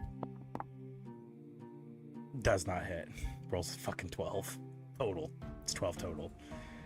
Alright, so the Grick slinks towards you, Isaac, as you think he's still within range of Azariel. Azariel's square is right here. His square is here. He's still in. Oh, he hasn't left range. No, neither for Mo either. Yeah. Right. So you think in your head, ha, he's gonna have a hard time getting to me, and then it just inches forward a little bit, and it's right in front of you now. As it looks down at you, licks its beak. He just cocks the hammer of his revolver with his thumb. All right, let me pull back up the Grick's stat sheet. Okay, here we go. All right, as the Grick inches towards you, Isaac, it makes its multi-attack, starting with its tentacles again, as the tentacles try to grab you. Easy, I should probably check that. Roll to hit. That is a 16 to hit. Hits. Okay. The tentacles wrap around you, and the pressure crushing your actual fucking head. As you take 2d6 plus 2. Okay. 11 damage. That is slashing. As the tentacles release, the beak then comes forward and tries to peck you right in the face. Okay. That is a 7 to hit. Misses. Misses. Okay. The beak misses as you just manage to dodge, and you weave just barely as the beak comes forward. He pulls back. He hisses at you. And he ends his turn. Bringing it to Zelenor. You are up. What do you do, Zelenor?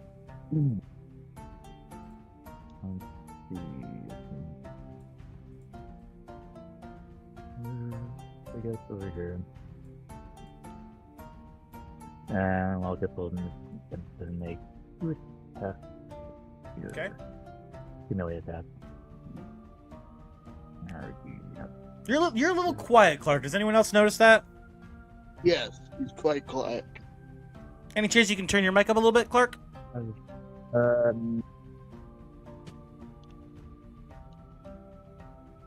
you hear me? I think that's a little better. You kind of just sound like waterlogged. You kind of sound like you're like you are under the water, my friend. I am under the water. Help me. Name the fish. That will hit. Please save me, baby. Please save me. I'll be first attack. Okay, first attack. That was a 3.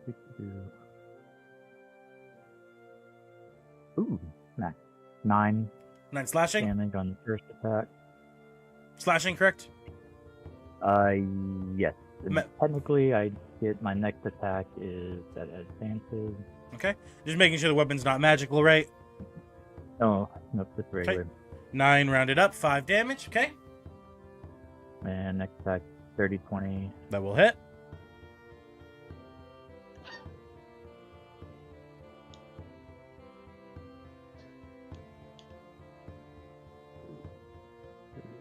That's bonus attack.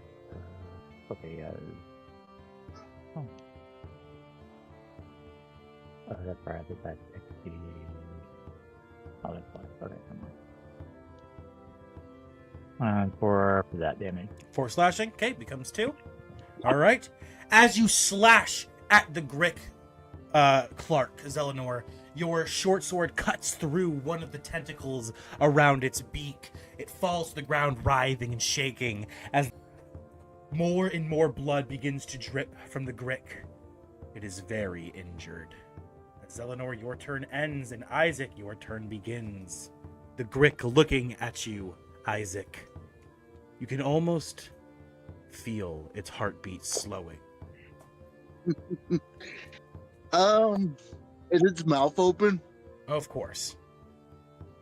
Sweet. So, Isaac's gonna draw his revolver, crouch down, so he's eye level with the Grick. Oh, the Grick is really tall. The image doesn't really do it justice. Hold on, let me adjust it a bit. The Grick's more like this big. It's like the size of Mo. It's a big fucking creature. Oh, I thought you said it fell over because it was in pain. It's like a worm, right? So even when it's over, it's still like, you know, it's right. No, the tentacle fell to the ground, writhing in pain. He cut it off its face. That's what you're thinking of. Yes. Okay. Can I reach its beak? Yes, you can for sure. Cool. I'm gonna put the barrel of my gun in its mouth and shoot it. Laws of D&D would dictate that's a disadvantage attack, Which doesn't make any fucking sense to me, so just roll regular. It's because you can move like step away from it with less movement. I mean, I'd really It's easier like to to see dodge someone who has a loaded gun in their mouth dodge out of. I'd love to honestly. Well, see it's that. it's within the 5 feet. The disadvantage thing with ranged weaponry is because it's easier. Because like he's trying to stick the gun in his mouth, but he can easily just like Yeah, I get that. you know, move his head so that he can't get to his mouth. if you're like 5 feet in front of someone with a sniper rifle and you're not even looking down the scope and you're attempting to hit them with it, yeah, I kind of get someone can dodge that. But when there's a fucking gun, I want to dodge. I want to dodge this Yeah, way. but, I mean, does he's rolling to hit. That's trying to stick it in its Well, mouth. it's guess. not even at disadvantage because I have gunner, so 5. I don't think it's really that hard to try to stick the gun in the fucking creature's mouth, though. To be fair, Well, yeah, 5 feet makes it I don't possible. know, man. If someone was and trying to stick something in, 5 feet makes it I possible. don't know, man. If someone was and trying to stick something in my mouth from like, my- Well, yeah, but this creature's trying to eat him. Yeah, Well, guys, hear me out. Hear me out. you're good. You're good. You're good.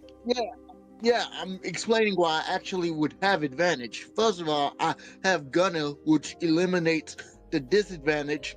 Second off, it's surrounded. Oh, you do get advantage from Azuriel, yeah. Yes. And Hopkey. Don't forget Hopkey. Yeah, Hobby's there too. All right, roll to hit. All right, time to see if the inside is as sturdy as the outside. It is, but I don't think it matters right now. I'm looking at its 1 health. Oh, okay. Let's see what we get here. Woo, 16. Yeah. Go ahead, describe the kill. Don't even need to roll Did I- damage. That would be I clicked disadvantage by accident. You're fine. That would be a 24 to hit, actually. Yeah. I saw So, I saw yeah. the roll, and the roll alone was high enough. So Yeah, so as he sticks the gun in this thing's mouth, he just looks at it, and the thing just sees nothing in this guy's eyes before he pulls the trigger, sending it to the great beyond. And as you pull the trigger and the explosion's heard, the brains of the creature splattering to the ceiling of the cave, it slowly begins to wobble as I make a dice roll publicly. 1 to 5 north, 6 to 10 east, 11 to 15 south, 16 to 20 west. How would it go south? You. Yes, but how? Falling forward. It's about to fall. It's falling. Oh. It's falling. It's falling. Zelenor, make me a dex save. As the Alright. body begins to wobble and falls directly towards you. Leave this on that. Put 5. The Grick's lifeless corpse falling towards you. You fucking goddamn Dark Souls dodge. Do barrel! As you dodge out of the way. As the Grick plops down poosh, on the ground with a loud thud. Die. Dead. Died. Dead. It's dead. It's dead as fuck. As silence falls once again, Hobgy goes, "How many fucking monsters are in this place?" And then he looks at you, Isaac, and he goes, "Hello!" As he says hello to Isaac, Isaac asks him for a dagger. He just puts dagger on his notepad and shows it to Hobkey while holding out his hand. As Hobgy runs up your shoulder, he grabs one of his daggers and he hands it to you. And he looks to Mo as he's holding the dagger, and he sort of puts two and two together, and he's like, "Right, would you mind carving out the Grek's heart?"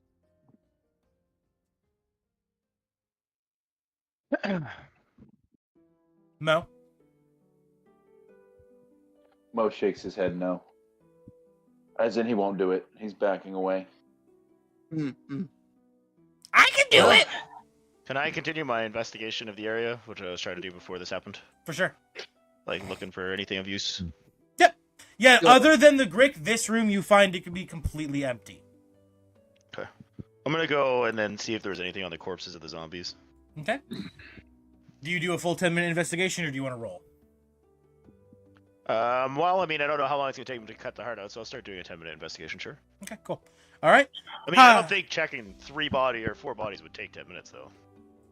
Depends on how thorough. Yeah. Are you TSA thorough? Well, I'm not gonna give them a cavity search, if that's what you're asking. Oh, that's where the good loot is. I'm sorry. Hobgy reads the note I- that you just wrote off your. I don't know where your shoulder's been. Gets off you. Have you been wrist deep in a fucking zombie? No, thank you. Climbs up on the other shoulder of Zelenor. Hey, can I chill with you and Draggy? Sure. He just Isaac holds up the dagger to Hobby because Hobby just said he. Oh, he took it. Oh, he took it back. No, yeah, he took it back as he got off you. He's like, I'm taking, and he gives it to Zelenor, and he says, Zelenor, can you carve out the heart of the Grick? Yep. Thank you. As he hops off your shoulder, so you have a little bit more ease to do that. Cool. With that, no location he was investigating, and then we can cut to Azariel. But yeah. Okay. All right, Isaac, you walk past Azuriel as he searches the bodies of the zombies, and you make your way back to this room. Mo, you said you're going to sit down and relax for a second. You're pretty battered and bruised. Yeah, I'm gonna collect my javelin and sit tight while everyone explores. Okay. I While you are collecting your javelin, would you like to roll perception for me?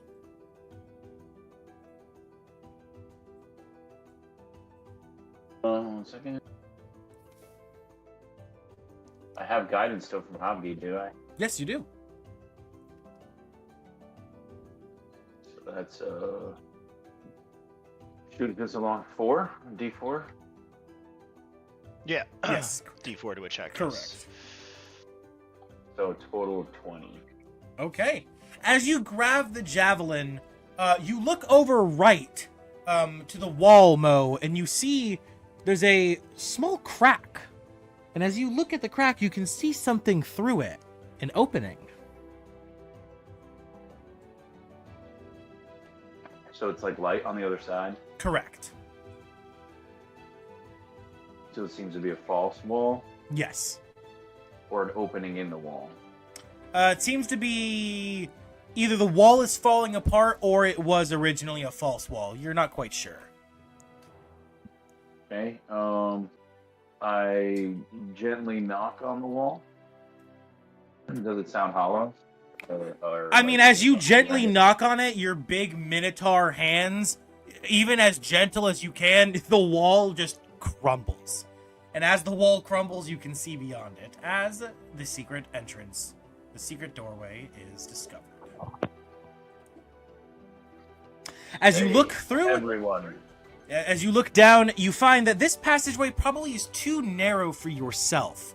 There is a ladder that is about... How tall is the ladder? Wait a minute.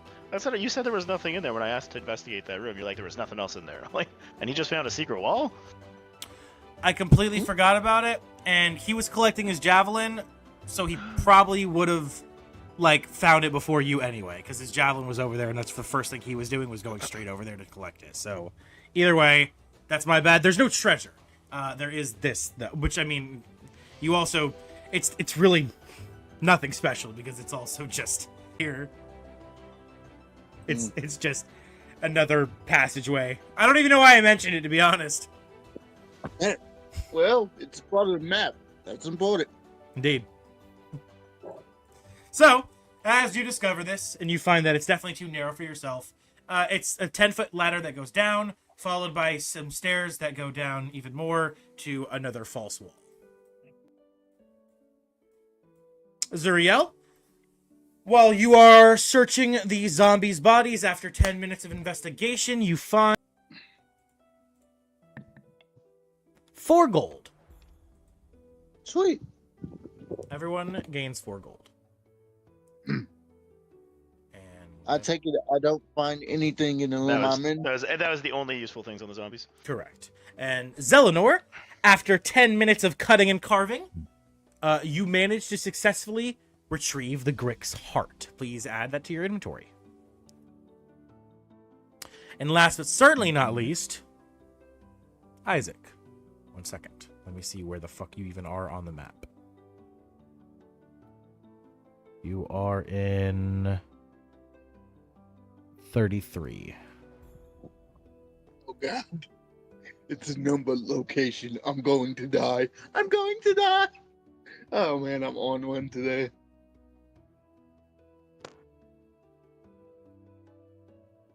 As you enter inside the room, you find it to be a large bedroom with a connected dining room, some form of den.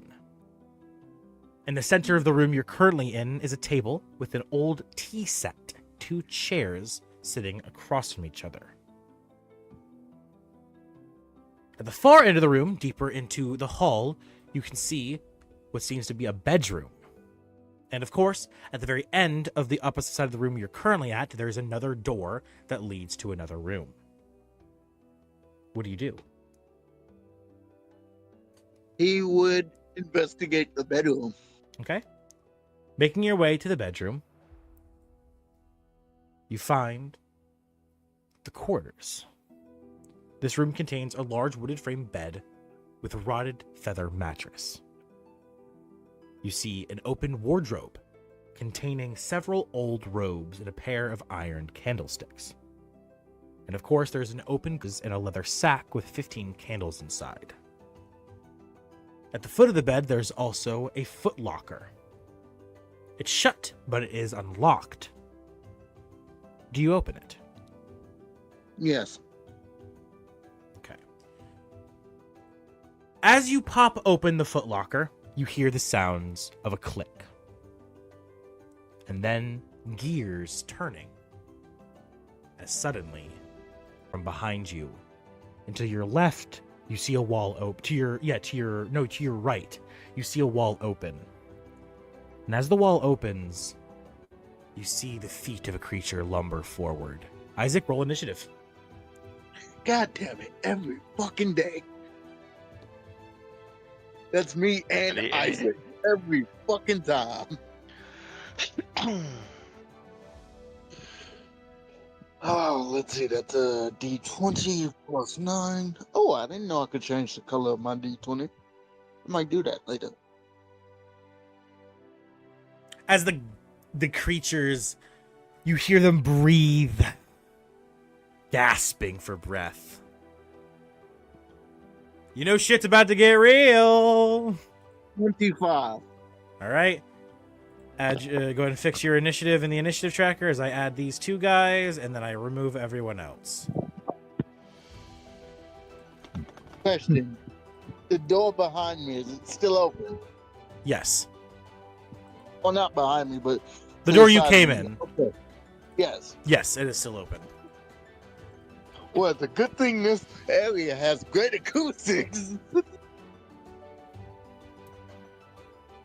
Right, Isaac can't even yell for help. They're gonna know to help. They're gonna hear the fucking gunshots unless they're That's deaf. fair. Yeah, that's fair. Yeah, when that happens, yeah, it's pretty accurate. All right, I'm gonna go ahead and roll the Ghast's initiative.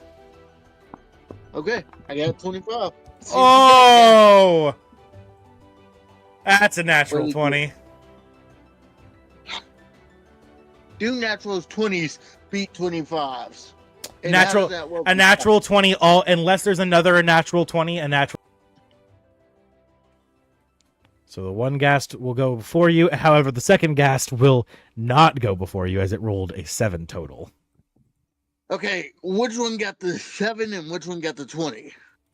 Also, where's the second one? Are they stacked on top of each other? You don't see the second one? No. Once? I see one. Do you not see the one? Now I see it. I see its body. I got it. Yeah. Okay, cool. All right, and that is, you saw its feet. That's the one that goes first as it lumbers out, and you see the creature, its jaw gaping open. It seems to have no neck, muscles just retching from its shoulders to its ears. Its pale white blue skin shining like moonlight, its long disfigured limbs and claws gnashing, as before you recognize a Ghast. The creature sees you, it screams, and it lunges as it jumps onto the bed, and it tries to slash at you with its claws. I don't know why I went fucking Scottish there. I don't know either, but okay. That, however, is only a 9 to hit. Thank goodness. So I assume that misses? It does indeed. Okay. All right.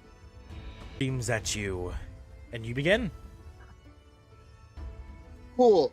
Bonus action disengage. I'm gonna flee back to the what's it called? I'm not fucking Zerix. I'm not trying to fight these dudes straight up. Fuck that. All right, you use full movement. Yes. All right, 5, 10, 15, 20, 25. How much do you have, 30 or 35? Okay, cool. Oh,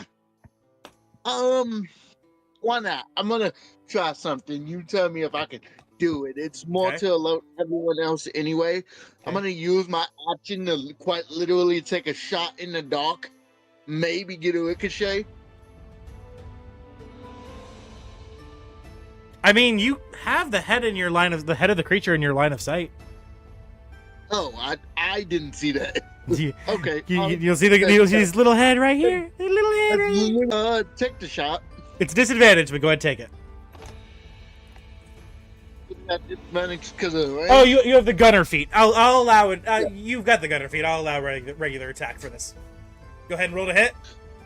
As you pop a shot, the creature's ear is essentially the only thing you can see. Yeah. Give it your best go, brother. Let's see if you can do it. I left the 10. Probably not. 10 does not hit. You fire your shot and it gets close, but the creature dodges into the darkness at the last second. Just boop. Gone. I'm assuming everyone heard that shot, though.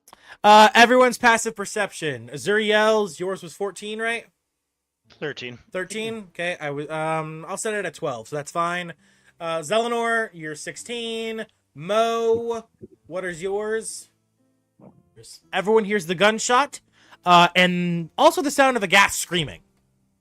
Yes, that too. I can't do a gas scream. It's so hard. So, as the round of initiative ends, you three have the opportunity to act. You have a single round of turn, same thing as round of combat. What would you guys like to do? I'd say palm, bye, not again. Start moving towards the gunshot. All right. Do you action dash to double your movement? I might as well. Okay. So you have what, 35 originally? Just 30. 30. So you have 60. So 5, 10, 15, 20, 25, 30, 35, 40, 45, 50, 55, 60. You could make it right to here. As you guys come sprinting into the room, Mo, do you follow as well? Yeah, I can make it to here. Okay, perfect. All right, go ahead. I'll let you. All right. As they come into the room, Isaac's going to just hold up 2 fingers. So, as you all enter the room, you see Isaac standing there. He seems out of breath, having just sprinted, and he's aiming his gun over at the open hallway leading into a bedroom, where all three of you can see one ghast standing on a bed. Everyone roll initiative. Do I know what a ghast is? Yeah, for sure. It's a common undead creature. So what is it? This is a human who became undead via necromantic spell means. So a ritual was done to cause this person to become this. Finally.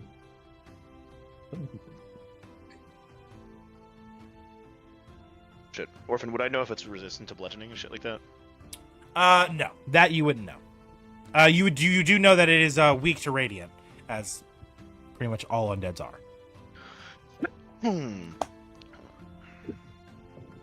everyone's in initiative now? Mm-hmm. Oh, Hobby obviously would have come as well.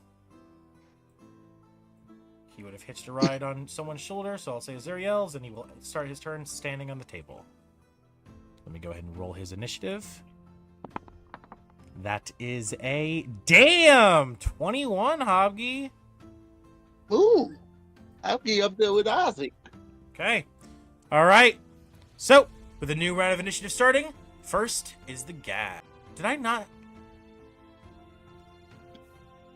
One got Second- a nat 20, the other got a 7. Yeah, and I don't think I had the second one ever attack or do anything. You didn't because I disengaged before it could. But Yeah, but it still maybe should have had a turn in combat before I ended the round. Whatever. Yeah. Moving forward. Moving forward. Thank you for your note. I appreciate it. First and sprints. And it sees Hobby and it's gonna fucking literally lunge jumping at him. Fucking flying forward with his mouth open, attempting to bite him and land on top of him. So, roll to hit. Hobby's got a 4 that hits. Hobby is fucking tackled and fucking rips a piece of his flesh out, dealing 2d8 plus 3. Jesus. 14 piercing damage as a huge chunk of Hobby's flesh is just ripped out, and you just hear he screams out in fucking brutal pain. Hobby is bloody.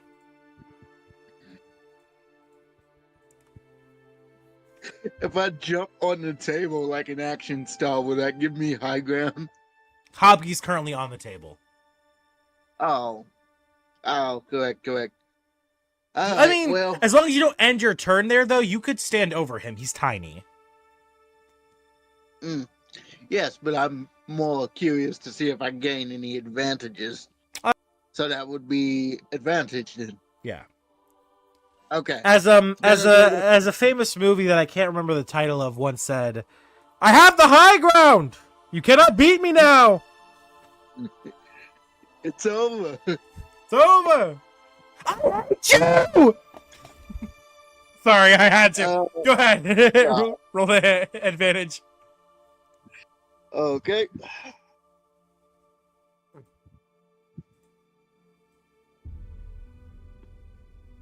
Yes. Come on. Okay. 14. 14 to hit. Does that hit? Yes. That hits. Yes. Did it beat it, or did it hit? It hits. Okay. So that's 2d8 plus 4 plus 1d6. That's a d10. I am tripping. There we go. Okay. Total damage. Plus 17 damage. 17 total. Describe the hit. He jumps up on the table after seeing it fight Hopkins and shoots it in its leg to try to cripple it, since it's obviously a agile creature. As the bullet lands in the leg, flying through the meat, tearing through the undead, rotted flesh, you see entirely just enough where the creature can still move. It's hurt. It limps a bit, but it is not bloody. Okay. And then I'm going to get down off the table. What's that, another 5 feet? 10 feet up on the table, 5 feet off of it, yeah. Okay. That leaves me half. Can I... Decisions. And of course, you now also are in engaged range, so you would have to disengage if you don't want to get attacked and if you move away. Yeah, too easy. Bonus action, disengage. Do you move back? Yes. Dexterity save as the door behind you reveals itself to be a mimic. Are you No, it's actually the door behind you is actually a mimic. Yeah. Fun fact, audience, I've never encountered a mimic in my D&D games. I know they exist. Yeah, but I've never encountered them. remember when Kareem said this encounter's hard? Yeah, he fucking meant it. Yeah, well, it's not that bad yet. And at least I would like to point out your healer has no spells left. Yes, and I think it's bloodied, and the DPS is about to. Because we got 1 HP. You can do this. You can do it. Dex save. Yeah, give me a second. I'm checking my dex save. Thankfully, it's not at disadvantage. Because I have a feeling it would be if someone who didn't have alert stumbled upon this door. Actually, since you have alert, I'll say you have advantage because it's a regular dex save regardless. Thank you. Yeah, since you have alert, it would be advantage, yeah. 13. Thank you for the advantage. Out of nat 1. It doesn't. You don't nat 1, luckily, but you do still fucking fail the dex save as you need a 14 to pass. So you need a 14 to pass. Wait, no. Funny die. Ha! Go ahead. You don't have to roll it because you only need a 1. You literally were 1 off from getting it. You got a 13 and you needed a 14. Okay.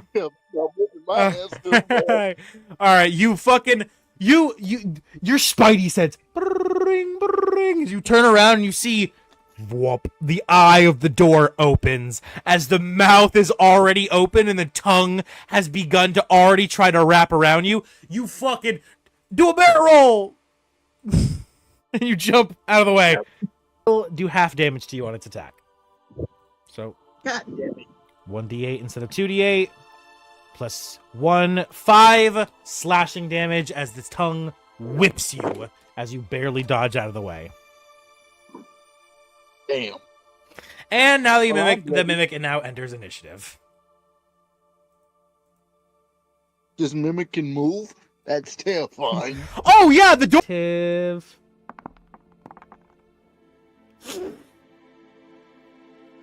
not a natural 20, but it's still a dirty 20. And I'm going before me. That's all I care about right now. All right. I was gonna say, but does it? It's already used its action for this round, right? Because of the. It's No, not jumping in ahead of that's everyone. that's its surprise turn. Since it surprised someone, it still has its turn when it starts as a surprise round because no one found it before combat. It didn't surprise them though. I didn't be surprise surprised. me. I guess Yeah. it doesn't surprise you, but it's still its surprise round. It doesn't surprise him because he has the alert and he avoids it, but it's still its surprise round. So, what? That? Oh, okay. Well, if he couldn't be surprised that it was a surprise round, then he shouldn't have been able to It's attack him at all. its sudden round. There. It's its Okay. engagement round. It's an initiation round, whatever you want to call it. Yes, but the initiation or engagement round should have used his action, yes? No.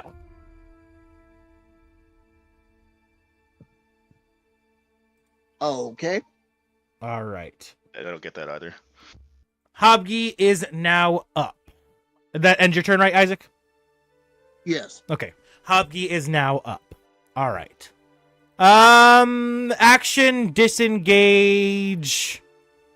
10, 20, 25. Really has nothing else he can do. He has no wild shape right now because he's not level 3. He has no spells left. None of this spell. Actually, no, he action disengaged and he only has a bonus action left, so he can't do anything. Yep. Yeah, that's it. All right, Hobgi's turn ends. And the mimic's turn begins. As you see the hinges of the door break, snapping off. As the mimic begins to do. The door begins to walk back and forth on its edges. As it turns, looking at you, Isaac, and it attacks you. Its tongue whipping forward. 1 second. Mimic, here we go.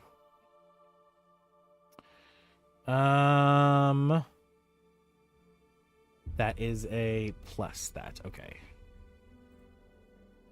All right, roll that.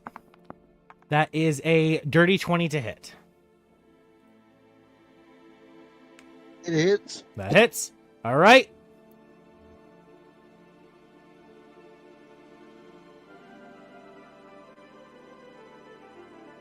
One d8 plus 3.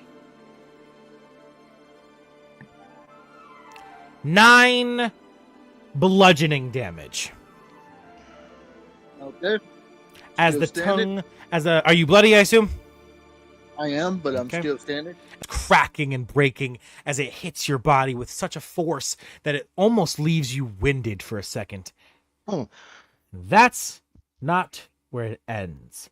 As it touches you, I need you to make me a Con save. DC 13 strength save.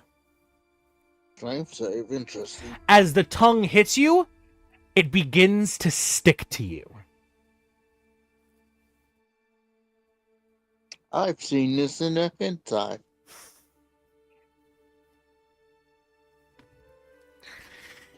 Of course you have. It's about to give you a cavity search. And you were talking shit on the horny ghosts.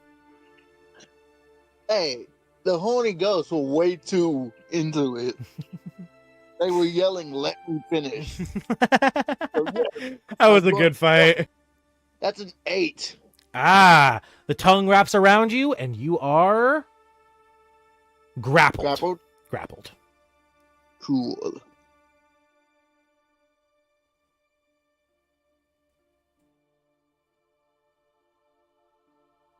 Can't even. There it is. You are grappled. Okay, and that will end the mimic's turn. Zelenor, you are up. Let's see. Things are looking rather hairy.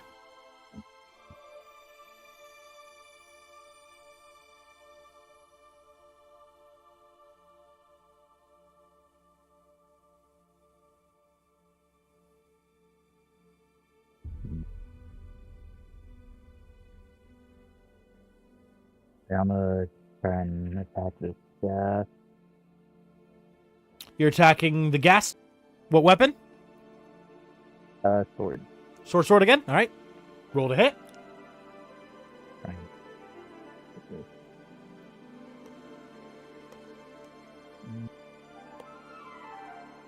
Alright, 19 to hit on that. That will hit.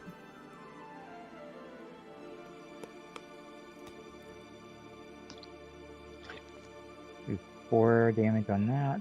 4 damage on the first slash. All right. With your first slash, you bring. It will be advantage because it will be back. Okay. Roll your second hit.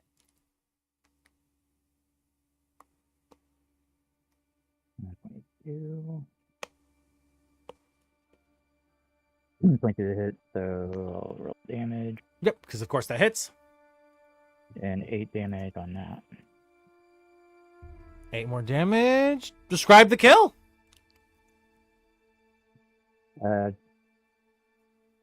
Just kind of just see almost Zoro style kill, like, just, not like the anime, but like, just, the original Zoro just kind of just flashes all over his body. Okay.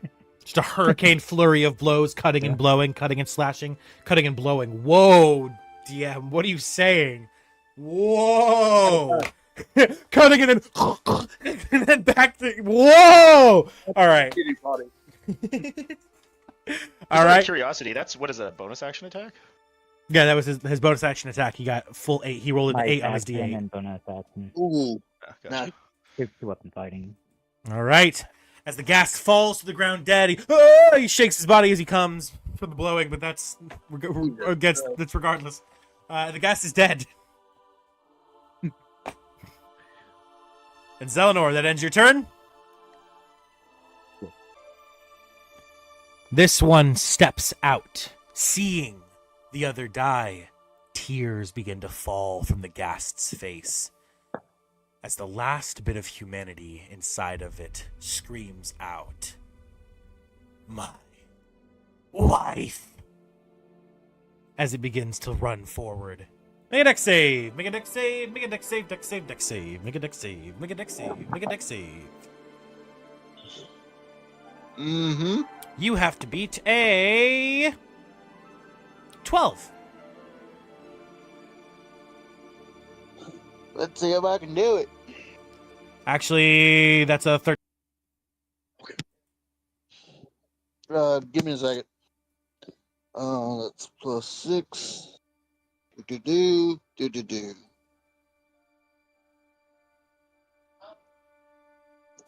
That's an 8. Now I do have 2 funny die. Would At you like least to use 2 them? left. Yeah. Okay. That is not what I wanted.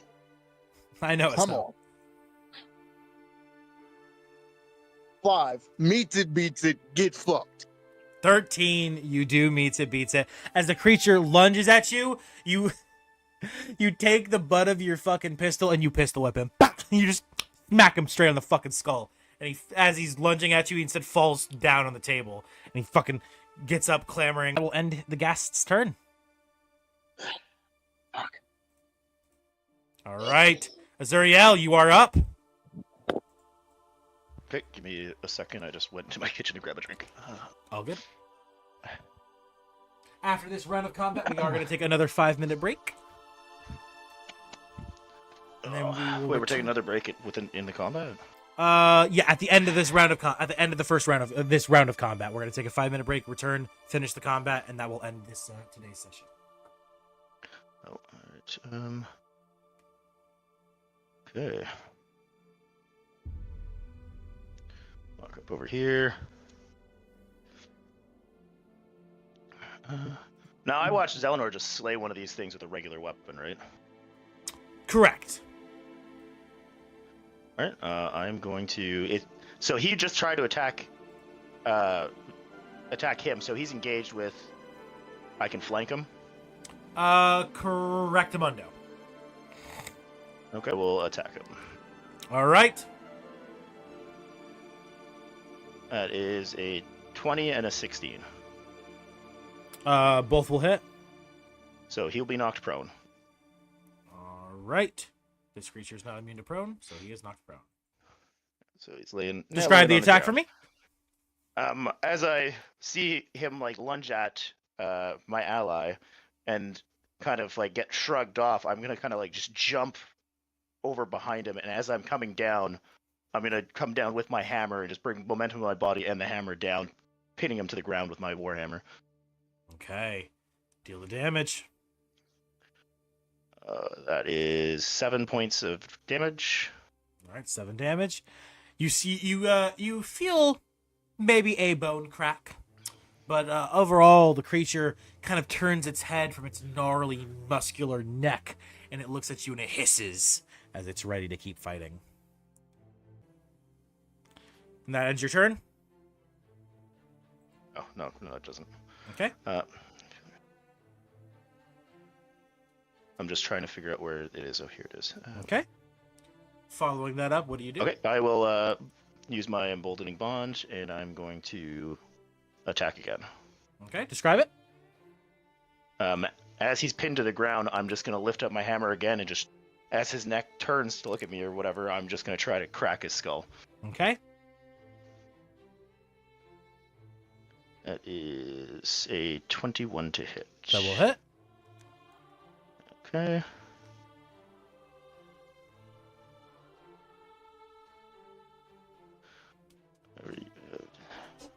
Okay, that's what that is. Okay, if I have disadvantage, all right. Goddamn owlbear, back here.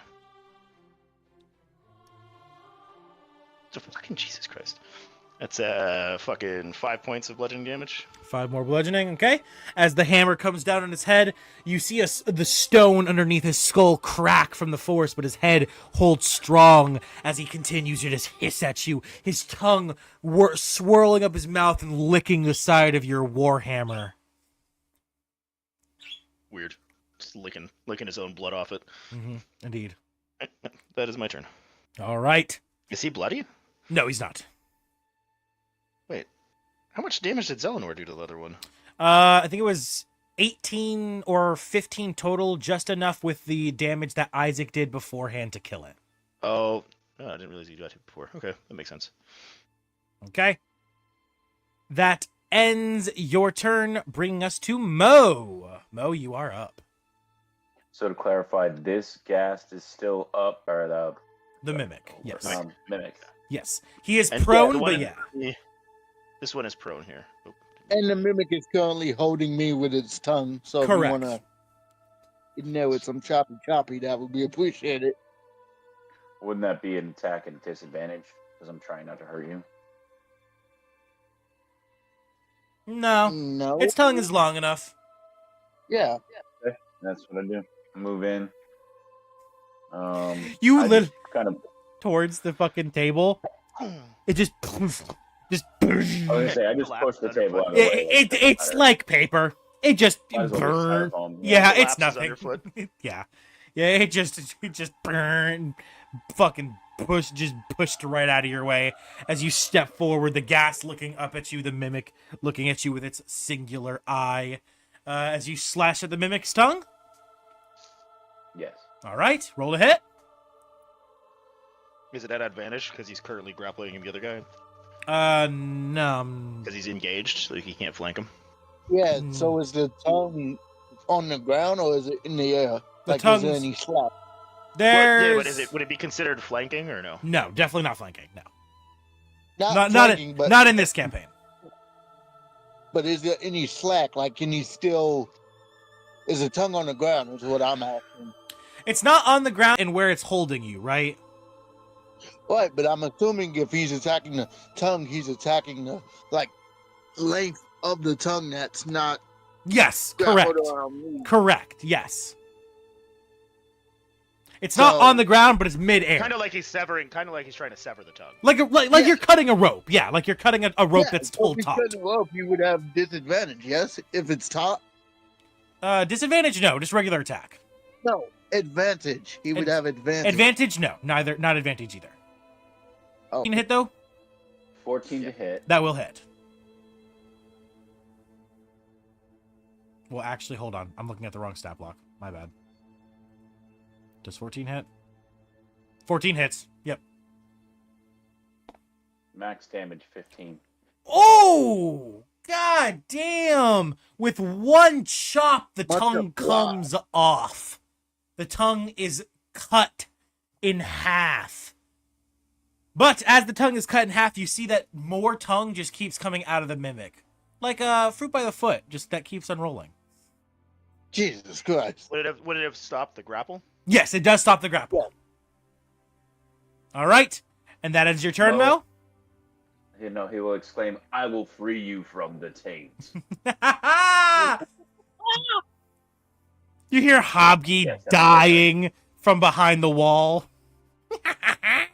He's just fucking laughing his ass off back there. All right. Ending your turn, Mo. We come back to the top of initiative, and we will be right back, everyone, after a quick break.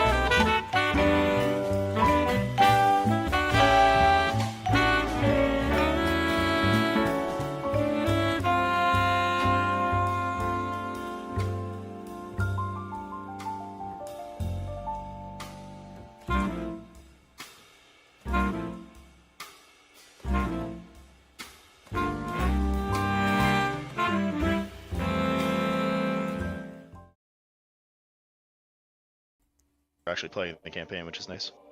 Yeah, I might make a stray joke. We might make a stray joke here or there, but we always kind of focus.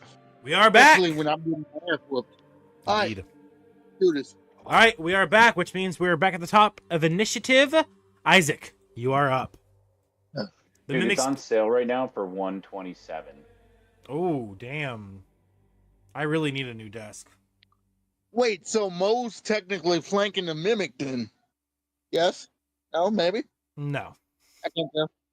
Because you're not on opposite sides. I'm guessing because you're not on opposite sides. Like you're both standing in front. This I will allow, but yeah, this is Okay, not. Yeah, because I was behind him. too You'd have to be serious. So somewhere like Zuriel on is this flanking side. the mimic though. Yeah. So I get advantage. Azuriel's flanking the ghast. Yeah, so if you attack the ghast, you can get advantage. But also keep in mind the gas is prone. So Yes. yeah, it's the advantage You'd just have becomes regular. Yeah. Yeah. It'd be advantage for melee attacks. Yeah. Okay, well, I'm gonna do. I am sorry, I'm trying to move my camera. There we go. I am gonna do the smart thing, pull back and shoot the mimic. So you're gonna step back, or you're just shooting the mimic. Can I do a back dive into shooting the mimic? Are you disengaging or? I'm gonna say that's a little much to do as a free action. It's just Make a coin flavoring an flip. attack. Yeah, I'm just It's flavoring just it. flavoring an Yeah, attack. but normally you have to make an acrobatics check or something to do something like that. Well, to see, make him do an acrobatics check to see how well he pulls it off. I mean, that's happening It's regardless. just for yeah. flavor. Yeah. Yeah. Yeah, I'll allow it. So yeah. you want us to do cool things. You gotta let us. I'll allow it, but you have to make sure Oh. you have to do it on Owlbear. I know. When have I not used Owlbear with this group? No, I mean you have to do the joke. You have to. Oh yeah, I'm doing good. I'm doing good, barrel. The barrel. Do a barrel. Is that 6 or 8? Because that's Fox, acrobat- do a barrel roll. That's only 6. That's a 10. No advantage. Final answer, 13. Yeah, it's pretty good. It's not the best backflip you've ever done in your life. You've done better backflips. Your I attack mean, roll, or you was that your had- attack, or was that No, your my- acrobatics?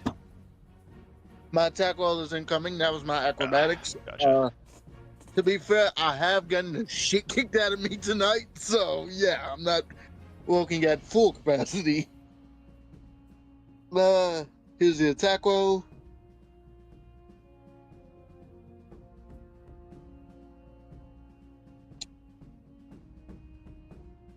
$16 to hit. 16 will hit. That's a D8 plus 4. Sadly, I cannot apply my sneak attack. So it needs to make Can't you an because add-on someone's within 5 feet of him, can't you? Wait, are they? Oh yeah, Mo is within 5 feet, right? Yeah. Yes, but I don't understand how this works with sneak attack.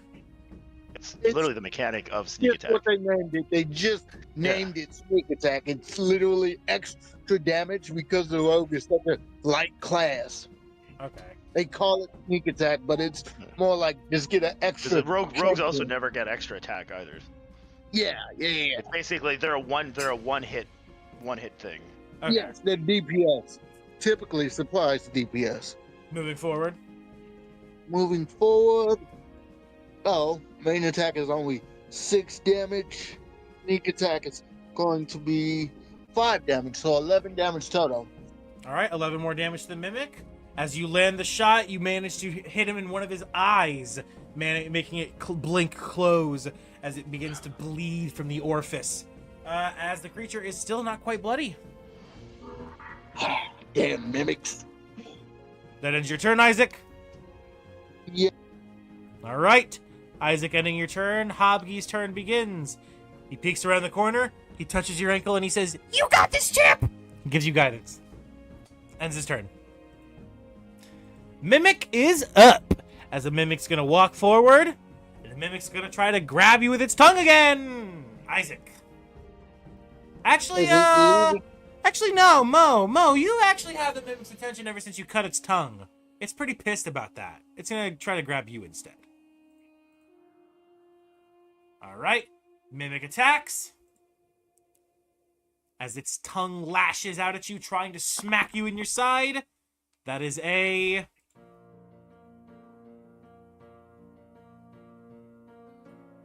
dirty 21 to hit. That will hit. Yep. Alright. You take 1d8 plus 3.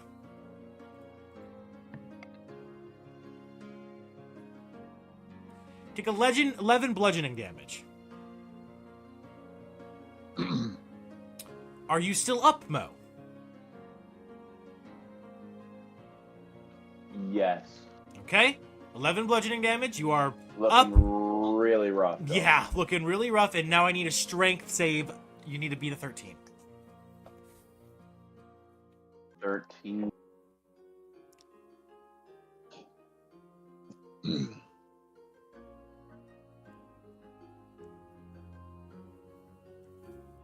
Well, I just thought about.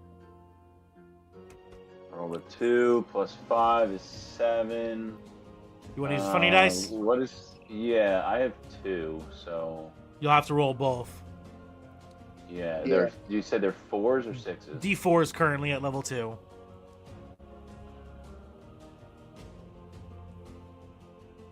7 plus 5 is 12, so no.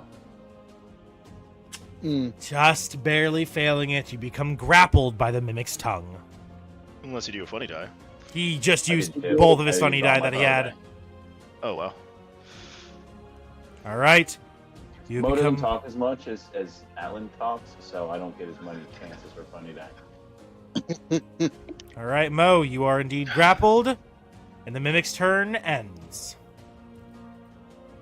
Zelenor, you are up. I'll go ahead and bow attack the mimic. The mimic, okay. I was gonna say the mimic. Yeah.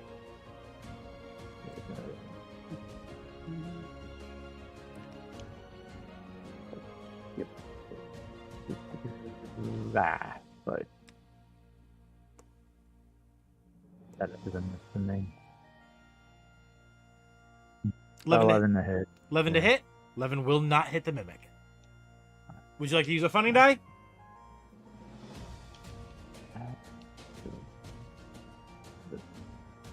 Where's my other? I got 3. That's a D12, right? It's a D4, but you only need 1 to hit it. Alright. Okay. All right. That will hit. And damn it. 8.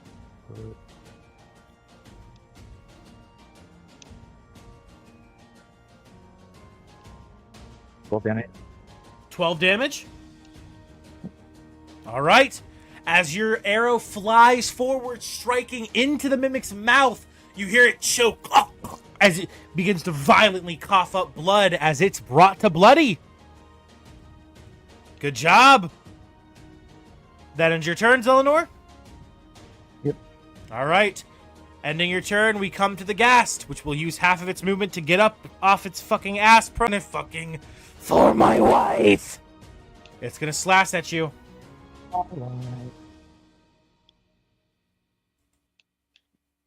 Okay, Azuriel. That is a natural 1. Would you like to use your reaction to strike back? Yes, please. Go ahead. As he strikes at you, you see him slip on the blood from his own wound on the ground, falling forward again, right into your fucking Is it warhammer. advantage or? No, just regular attack. Or no, just regular attack. It's dirty 20.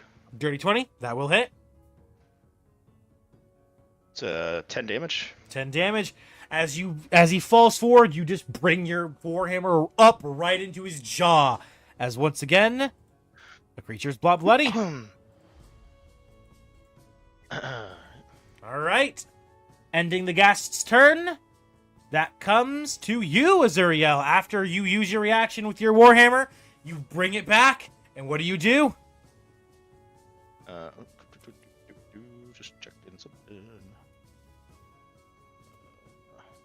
Okay. Yeah, I'm just gonna keep attacking him, I guess. I'm gonna hit him another attack.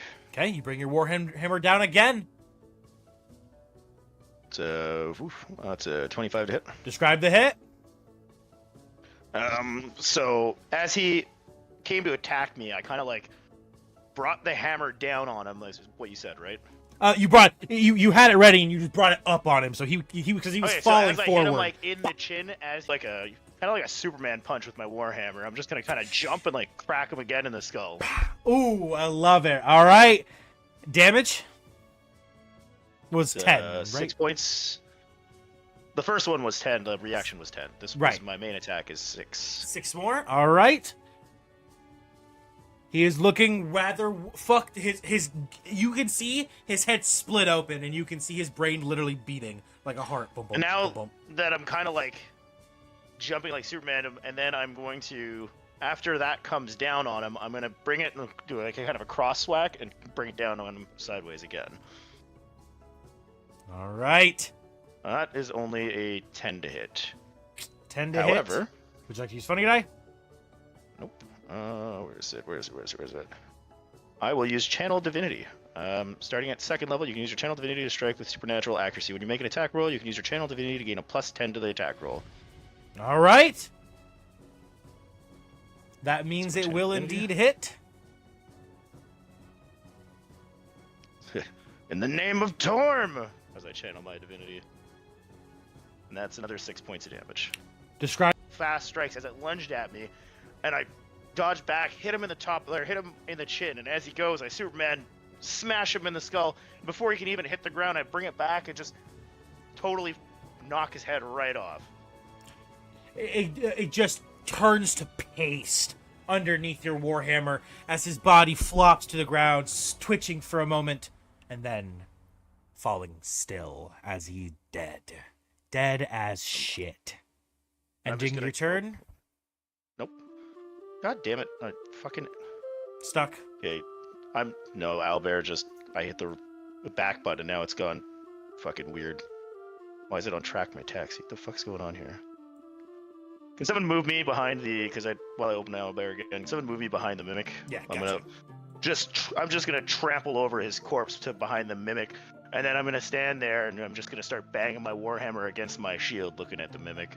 All right. Ending your turn, Mo. You are up. You are grappled by the creature. Okay. At this point, anybody that can see Mo's eyes, they begin to turn a bluish silver color, sort of like Storm from X-Men when she goes into her storm mode. And steam pours out of his nostrils in one big breath, or a few short but heavy breaths, and a loud growl fills the room as Mo enters rage mode. As Mo begins... What is the size of the Mimic in relation to Mo's size? It's about half the size you are. So I can fit my arms around it. Yes. Mo begins to attempt to crush the Mimic back. Okay. It's going to give him like a big bear hug and just start to squeeze. You grab onto its tongue wrapped around you. Every pull pulling it closer, wrapping your arms around it. So, contested strength check? I would make this an advantage now that I'm raging. Okay. I will do my strength check. You have to beat... that's just... Not great. You have to beat I think it's a 10? Lower than 10, 22. maybe? 22. I definitely don't think... Yeah, you've... Now it's... Yeah, you'd be an 11. Me. You're both grappling each other. Oh, look at those friends hugging each other and shit. As the Mimic grapples you, you grapple it. Go ahead and, your unarmed attack. Deal your damage for this move. Oh, so I was going to ask, can I, throw an elbow or something. Your unarmed attack. Yeah, I'll let's say see, I'll say unarmed. Trying to crush I'll it. say the crushing motion itself. The grappling is what deals the damage. So just Gotcha. deal your unarmed damage. What is Just it? do unarmed damage. Unarmed damage is 4. 4. All right. So you crush him, dealing 4 damage. Breaking Isn't 1 more. plus strength? Right. My strength is a +3 modifier. Oh, gotcha. So 4. Yeah. All right. As you crush the creature, you feel the wood of the mimic's door begin to crack and break. But it still remains strong for now. And in your turn, Mo, we come to Isaac. Isaac, the one who started it all, the man who stumbled into another fight. What do you Literally do? always with this character. I love him. Can I see Azariel across from me? Yes, you can. Yeah. I'm also banging Okay. my shield. Not hard to notice. Yeah. Can I? This wall next to me. Is it enough space between the mimic to make it to Azariel? Yeah, it's crossing through someone's square. It's just double movement, so it's 10 feet. Okay. You can do it to any creature, unless Okay. there's like something that specifically stipulates in the creature's shit that you can't, which mimics don't. He's just going to. He's going to look to Zariel and like a boxing guard to like symbolize him to like hold his shield up. I'm already kind of holding it up, like with my like I was banging it, so it's like it's already at the ready, like between me and him. Okay. Okay. Good. I would like to make an acrobatics check to kick off the wall, shoot the mimic, and then land onto the shield. I thought you were about to Jackie Chan it, kick off the wall, kick off the shield, and kind of like land behind Mo or some shit. No, I'm taking the shot mid jump so I get the advantage of flanking. Okay. All right, make your acrobatics check first before your attack. Okay. This is gonna also be your bonus action because this is fucking a lot. Yes, of course it is. Let's see, a D20 plus 4 from Hopkey, right? Is it plus 4 or plus D4? Plus D4. For what? Okay. Guidance. Wait, for what? Picking up guidance. Guidance. I don't think guidance does attack rolls, does it? It's not. This is his acrobatics check, Oh, gotcha. which would be And he perfect. hasn't Okay. used guidance yet. Gotcha. Exactly. Okay. That's a 9. I'm sorry, Chief. Your first kick off the first wall, you don't manage to land your foot. You slip. Yeah, you don't fall forward onto your face, luckily, because anything lower than an 8 would have been that. So, But you do manage to land back on your feet. However, you did not succeed in your cool jump. oh, well, he just... Mimic kind of just looks at you confused. He just clutches organs that have been fucking rattled. He got his ass whooped. I have 3 HP left. You're like, Put blood on your you're just like, blood on your shoes fuck and it. slip. Yes! Indiana Jones with the sword fighting guy. I ain't got time for this shit. Fuck it. Then you just fire. Okay, roll to hit. Does guidance affect this as well? No, guidance is now gone. Guidance is guidance. One roll, and it's Wait. only for checks. Checks. I didn't apply guidance for it, but would it have helped? No, you can only do guidance on checks. No. I'm saying I didn't apply it to the... Oh, on the 8? Yeah. If you roll a 4, I'll say you pass. If you roll a 12, that's a pass, sure. Wait, for what? For his acrobatics, he forgot to do his guidance. Right, because... I thought you said you Oh. used guidance on it already. He forgot to roll the D4. He just he gotcha. was supposed to, but he didn't actually do it. Gotcha. I got a 9. 9 plus 3 is 12. 12? I thought you got an 8.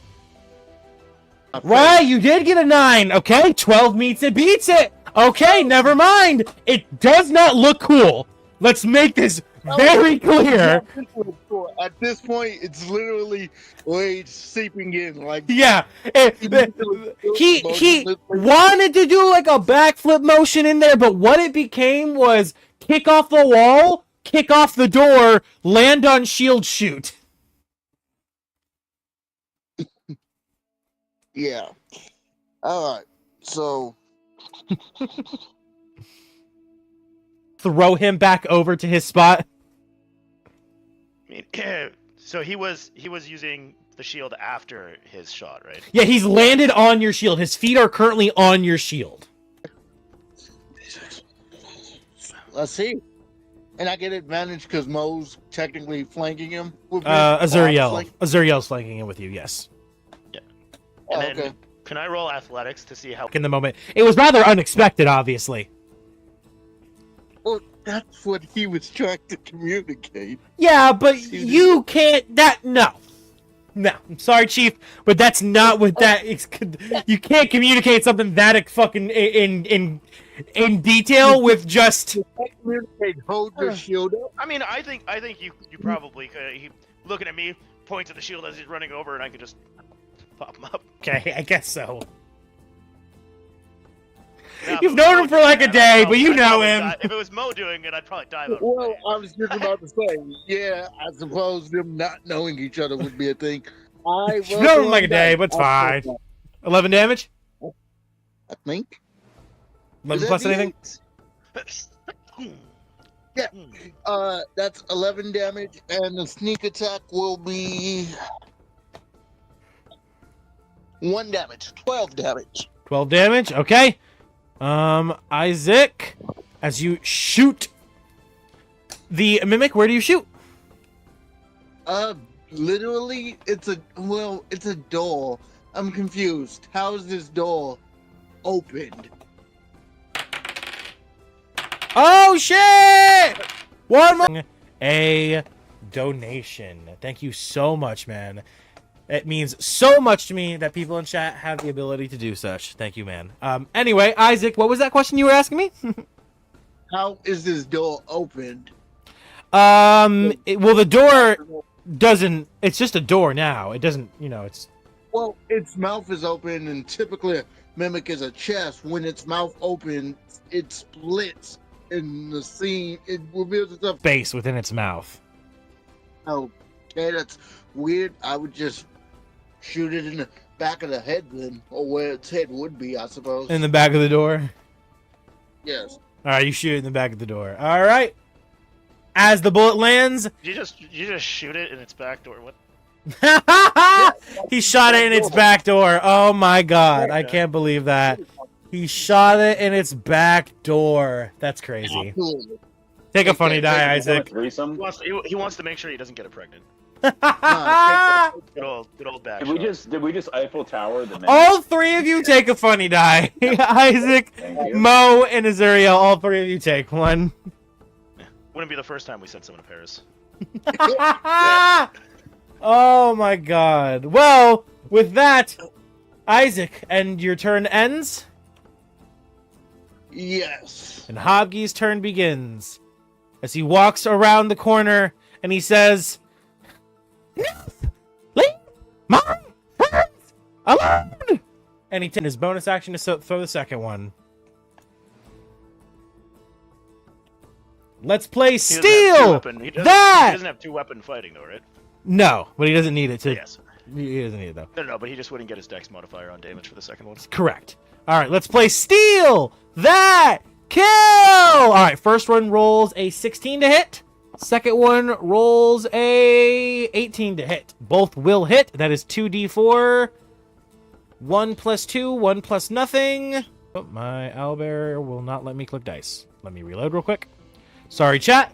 Owlbear's being a little funky funk. Let me reload real quick. Reorientate onto the scene. And now roll 2d4 plus 2. 6 damage! Just enough! As the dagger flies forward, one landing in its eye, and one cutting through its tongue, severing the grappling of Mo. So Mo, you are no longer grappled. And the creature dies as its eye dilates and the door slowly wobbles and it falls back, leaning up against the wall like a ramp. Dead. As Hobgie screams out, "Yeah!" Mo steps forward and puts his foot through the door just to be sure. breaking it completely in half. I walk over to the pile of debris and proceed to fan the hammer to make sure it's dead. As you all stand there, pretty much just beating the dead corpse, just bah, bah, bah. We slowly zoom out on the scene as the end of today's session has come. I hope all of you beautiful people at home have enjoyed. If you have, please make sure to smash that like button, tap that notification bell, and smash that sub button. If you have any spare money like our lovely donator C-Punks did today, please hop on over to our membership page on my homepage where you can join today for $5 a month or a full orphan for $10 a month, each tier giving you access to special features here on our channel. I have been your host, the Orphan of the Orphan Network, signing off to all of you beautiful people at home. It's been an amazing day and an amazing session, and I hope all of you people have enjoyed. Everybody, say goodbye! Peace out. And we will see all of you Bye. in the next session. Peace! Oh, All right, it's- let's do our pros and cons.